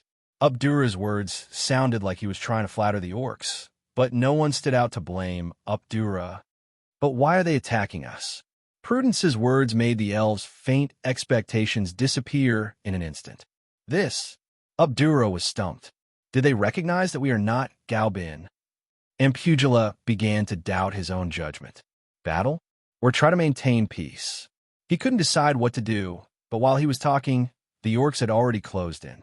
Seeing that the elves didn't release any arrows, the Gale Wolf warriors felt a little strange. Their charging speed became slower and slower, and finally, they stopped when they were 100 meters away from the elves. This was because Lionel had ordered them to capture the elves alive. Now that they realized that the elves seemed to be collectively surrendering, they had to control their emotions. When Updura saw this, he couldn't help but be surprised. His judgment was not wrong. At this moment, a sorrowful cry came from afar. Father! Father! Fossa's body had been pulled out from the vines by the Gale Wolf warriors. His appearance was miserable. Not to mention his body, there were more than a dozen arrows in his face. One of the arrows was deeply pierced between his eyebrows. Fossa was covered in blood from head to toe. Even the vines that were wrapped around him were dyed red. Maybe it was because Rinal's cry was too sad, but when Rinal came to force his side, Forsa suddenly opened his eyes. More than a dozen guards had already surrounded Reiner and Forsa. Seeing this scene, they were also frightened and consciously turned their eyes away. They didn't dare to look at it anymore. The muscles on Force's face twitched uncontrollably. His body was full of arrows. Although Ryan's fall was not a big deal, his body, which was as strong as Force's, knocked away the arrows and even pierced a few more inches into his body. Father! Seeing that Forsa had woken up, Lionel was overjoyed. Then he suddenly stretched out his hand and impolitely covered Force's mouth. His other hand grabbed the arrow in the middle of Force's eyebrows and pulled it out with a sudden force. Blood splashed, and Forsa let out a muffled scream. His body straightened like a spring, and he grabbed Rinal's robe with both hands. Even as severely injured, I was wide open, glaring at Rinal. But soon he couldn't see anything. The blood gushing from his forehead covered his eyes like a heavy blood curtain. Rinal opened his arms and slowly hugged Forsa in his arms. The force he released was so great that it broke all the arrows on Force's body, making a series of cracking sounds. Then he said word by word in Force's ear, "Old man, this time, you can't take my Phoebe, can you? Forsa tried his best, but he could only spit out a single word. He was seriously injured, and he was almost dying. Moreover, He had been tortured by Rhine twice. He was very strong that he didn't faint on the spot. There was some understanding, some anger, and some regret in his eyes. But no one knew what Forza was regretting. Was it because he shouldn't have treated his son like this? Or was he regretting that he didn't get rid of this unfilial son earlier? Rinnell turned his head and looked at Forza. He wanted to know what kind of expression this old man would have after knowing his true thoughts. Forza also tried hard to look at Rinnell. The eyes of the father and son collided heavily. Rinnell's eyes were clear and full of smiles, while Forza's eyes were cloudy and full of anger. However, their expressions were equally ferocious. "Goodbye, old man, huh?" Rinnell lowered his voice. The blue veins on his hands stood out, and his arms slowly tightened. Forza's eyeballs bulged at the same time. Blood flowed out of his mouth, nostrils, and the corners of his eyes. The guards around could even clearly hear the sound of bones breaking. Rinnell remained in this position for a few minutes.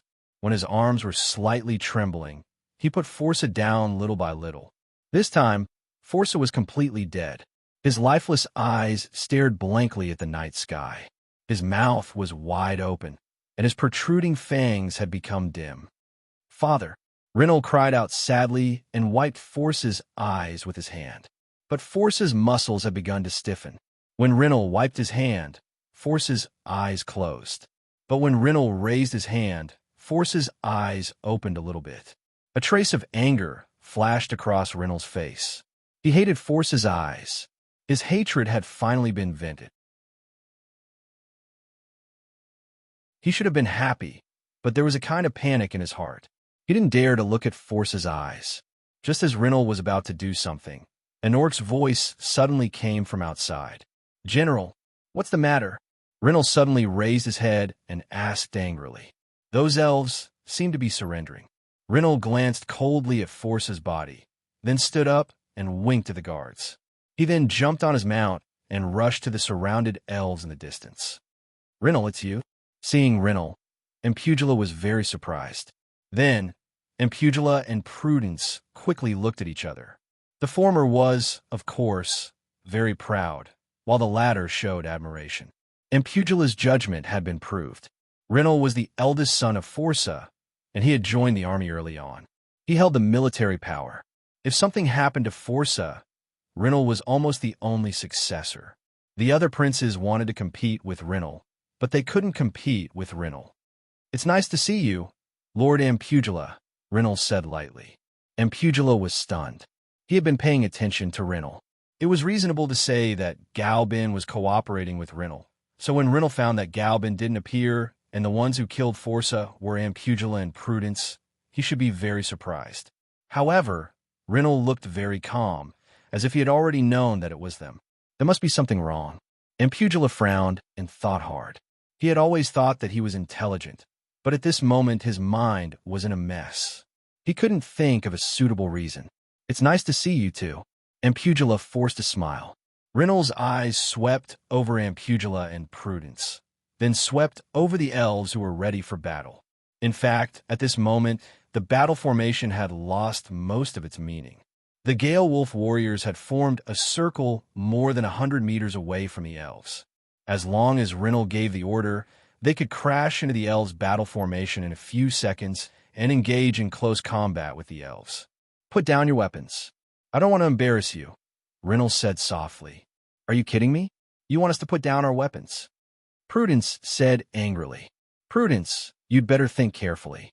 If I really wanted to kill you, you would have been chopped into pieces." Rinnell smiled. "Listening to me will only be good for you. Frankly speaking, peace will come soon. The question is, can you live until that day?" "Prudence, don't be impulsive." Impugula hurriedly stopped Prudence. Then his eyes fell on Rinnell. "You said that peace will come soon." "Yes," Rinnell said slowly. "Do you think I need to lie now?" Impugula took a deep breath, turned around, and ordered, "Put down your weapons." Most of the elves didn't throw away their longbows as Impugula ordered. Instead, their eyes fell on Prudence. They came from the Southern Forest Army and were Prudence's personal guards. In the face of a matter of life and death, of course, they would only obey Prudence's orders. "Elder Impugula," Prudence said anxiously. He wasn't used to surrendering to anyone, nor was he used to putting down his weapons. Moreover, Reynold didn't express the kindness they had imagined. Instead, he acted in a condescending manner, which made him feel uneasy. With a longbow in hand, he could at least make the enemy pay a corresponding price. Did he have to be at the mercy of others? Prudence, didn't you hear me? And Pugila was also angry. Reynold calmly watched the two elven leaders arguing there. He didn't know that Ampugila was deliberately trying to curry favor with him. In fact, he was thinking about how to curry favor with Han Jin. Prudence and Dragon City Elder Maxwell conspired together and almost killed Han Jin. The hatred in Han Jin's heart could be seen from the fact that he plotted to kill more than 20 Dragon City dragons. Reynold knew that Han Jin also hated Prudence and Ampugila. He would first capture these two guys alive, let them taste some punishment, and then execute them. That way, the credit would still be his. It would be considered as revenge for his father, and Han Jin would be satisfied. Prudence's eyes flickered, but his fingers clenched tighter and tighter. The uneasiness in his heart couldn't be eliminated, so he didn't want to put down his weapon. I have to hurry back to the palace as soon as possible. I don't have time to dawdle with you. Reynold waved his hand, and the Gale Wolf warriors rushed out of the forest to the left and right, making a path. Those who put down their weapons can leave. Among the elves, some were Ampugila's guards. They had already thrown away their longbows according to Ampugila's order. Hearing Reynold's words, they tentatively drove their silver Pegasi into the forest bit by bit. Sure enough, the Gale Wolf warriors didn't stop them and let them go into the depths of the forest. Although Abdurrah had already made his decision, his heart was still unsettled. Seeing this scene, he could finally heave a sigh of relief. He glared hatefully at Prudence and turned around to leave. But after taking a few steps, he felt that something was wrong. Among the elves, Gaobin had already grasped almost all of the military power. The only one who was willing to cooperate with him was Prudence. He couldn't just leave Prudence here. You still don't understand? Amchula patiently said to Prudence in a low voice. Gaobin has already reached a peace agreement with Rhinelander. Reynold did this just to show his stance. He is as tough as his father, Forza. After all, it was Forza who started the war first and killed countless elves. Reynold is also worried that we will retaliate. He is warning us that if we force him, he will start a second war at all costs. Alas, you don't understand this kind of thing. Just do as I say. Prudence looked at Ampugila's single eye, and suddenly he didn't know whether to laugh or cry. At the Elven Assembly, Ampugila had dug out one of his own eyes and said that he would use his remaining eye to see the destruction of the orcs. Was this Ampugila really the same person? Were those bloody oaths all bullshit? Prudence didn't know Ampugila well. He was as fierce as a lion and as timid as a rabbit. These two completely different qualities could sometimes be fully reflected in the same person. Ampugila swore that he would never coexist with the orcs, but when it really came down to it, the other elves would risk their lives and sacrifice themselves. As long as they had a bit of fighting power left, the elves would never let their elders go to the battlefield. Just like when Ampugila suddenly attacked Han Jin and forced Sunir to marry Prudence, it was always others who had to suffer and pay the price. But now, Ampugila was also surrounded. If a conflict really happened, he would also be unlucky. So, he would find countless reasons for peace. He would rather lie to others, lie to his companions, and even lie to himself to hold on to that sense of security. He didn't care whether the safety in his hands was reliable or not. Prudence couldn't make a decision. His eyes turned back and forth and finally fell on Reynold. If he desperately released all his power, he should be able to kill Reynold. Reynold was still so calm, as if he couldn't see the hatred in Prudence's eyes. He was just quietly waiting for Prudence's decision. Prudence! Ampugila was already a little flustered. At this moment, a signal that only the elves could send out came from the depths of the forest. They were safe. Prudence's fingertips loosened a little. It seemed that Reynold really didn't have any bad intentions.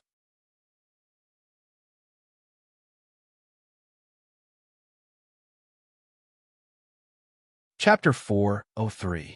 Yelena stood in the corridor and carefully looked around, then quickly ran into the wall. The next moment, her figure had disappeared without a trace. On the other side of the wall was Han Jin's magic laboratory. Within half an hour, this was the 5th time Yelena had broken in. She had to find Han Jin because something big had happened. This time, Yelena didn't miss him. Han Jin stood in the endless starry sky, lost in thought. "Raphael, why did you come back so late?" Yelena said anxiously. "Something happened. Something big happened." "What happened?" Han Jin asked naturally, but his tone was full of absent-mindedness. The Vatican was attacked. It was done by the dragons of the Dragon Realm. The holy crystals were stolen by those dragons. Yelena became more and more agitated as she spoke. "Jedi's is going crazy. I've known him for so long, but I didn't expect his face to become so terrible.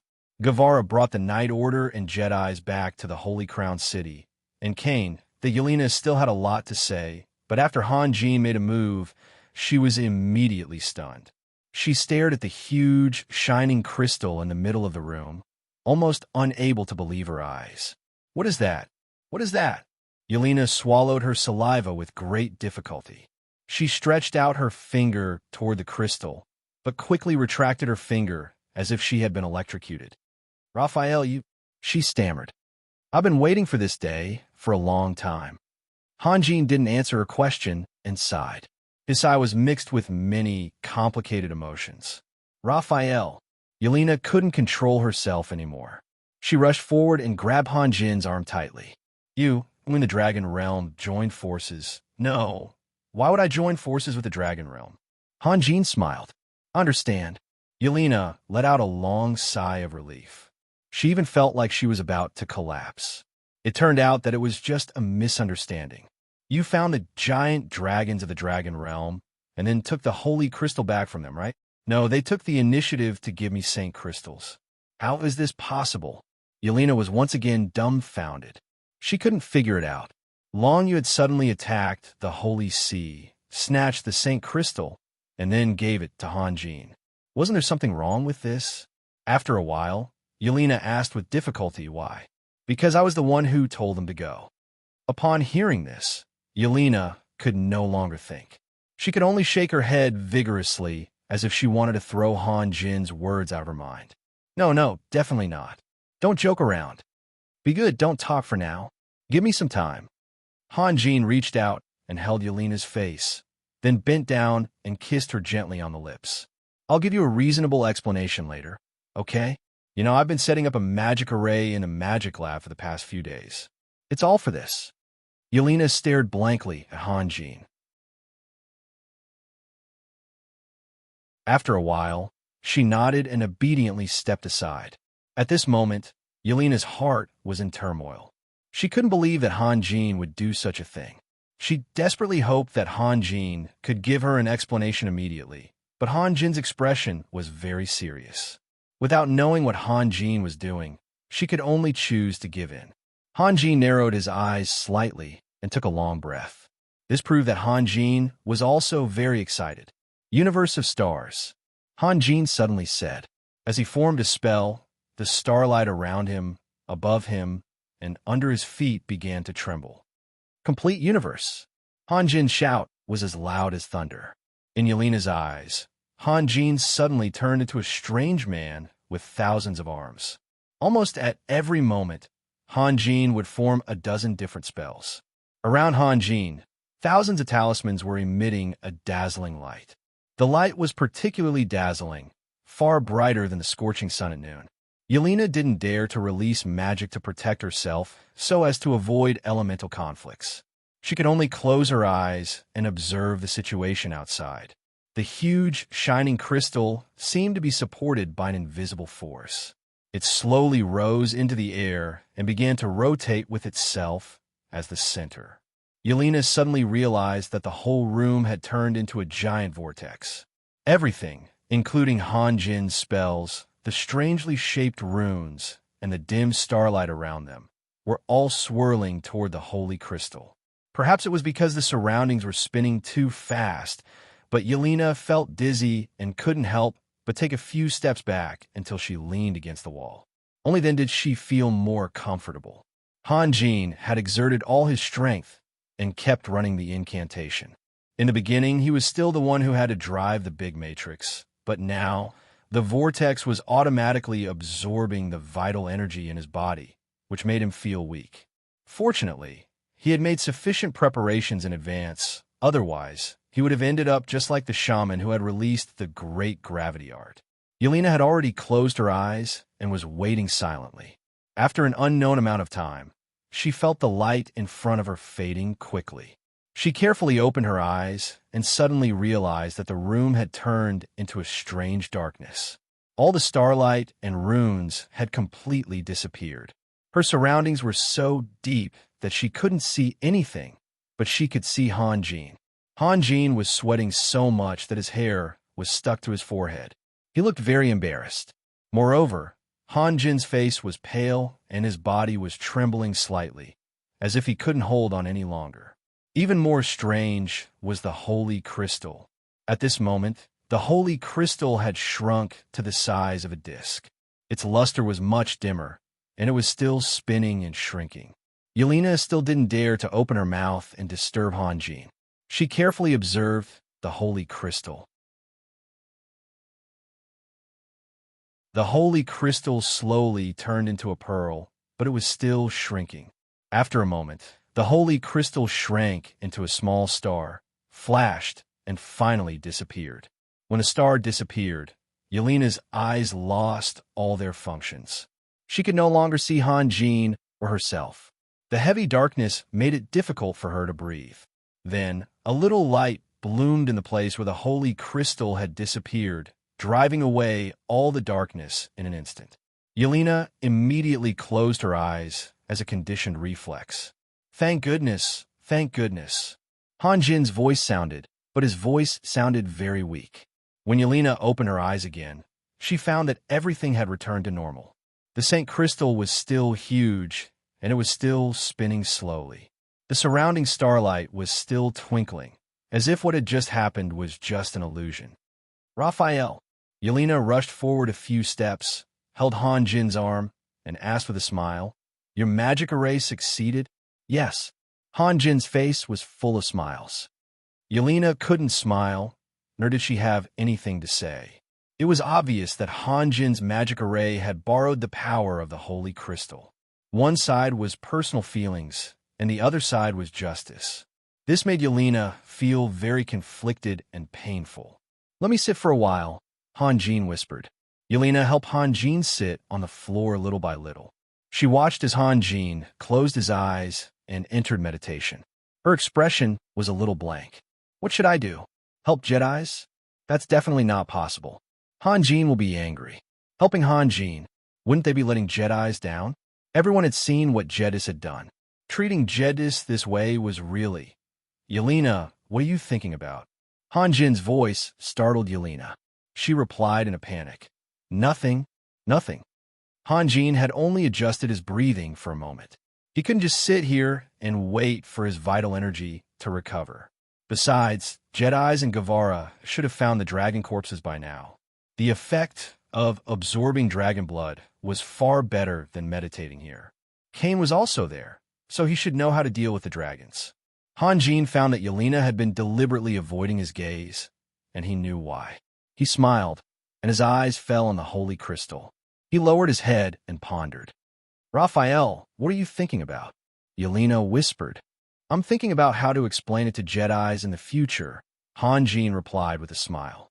"No, please don't." Yelena immediately turned pale with fright. "He will fight you to the death."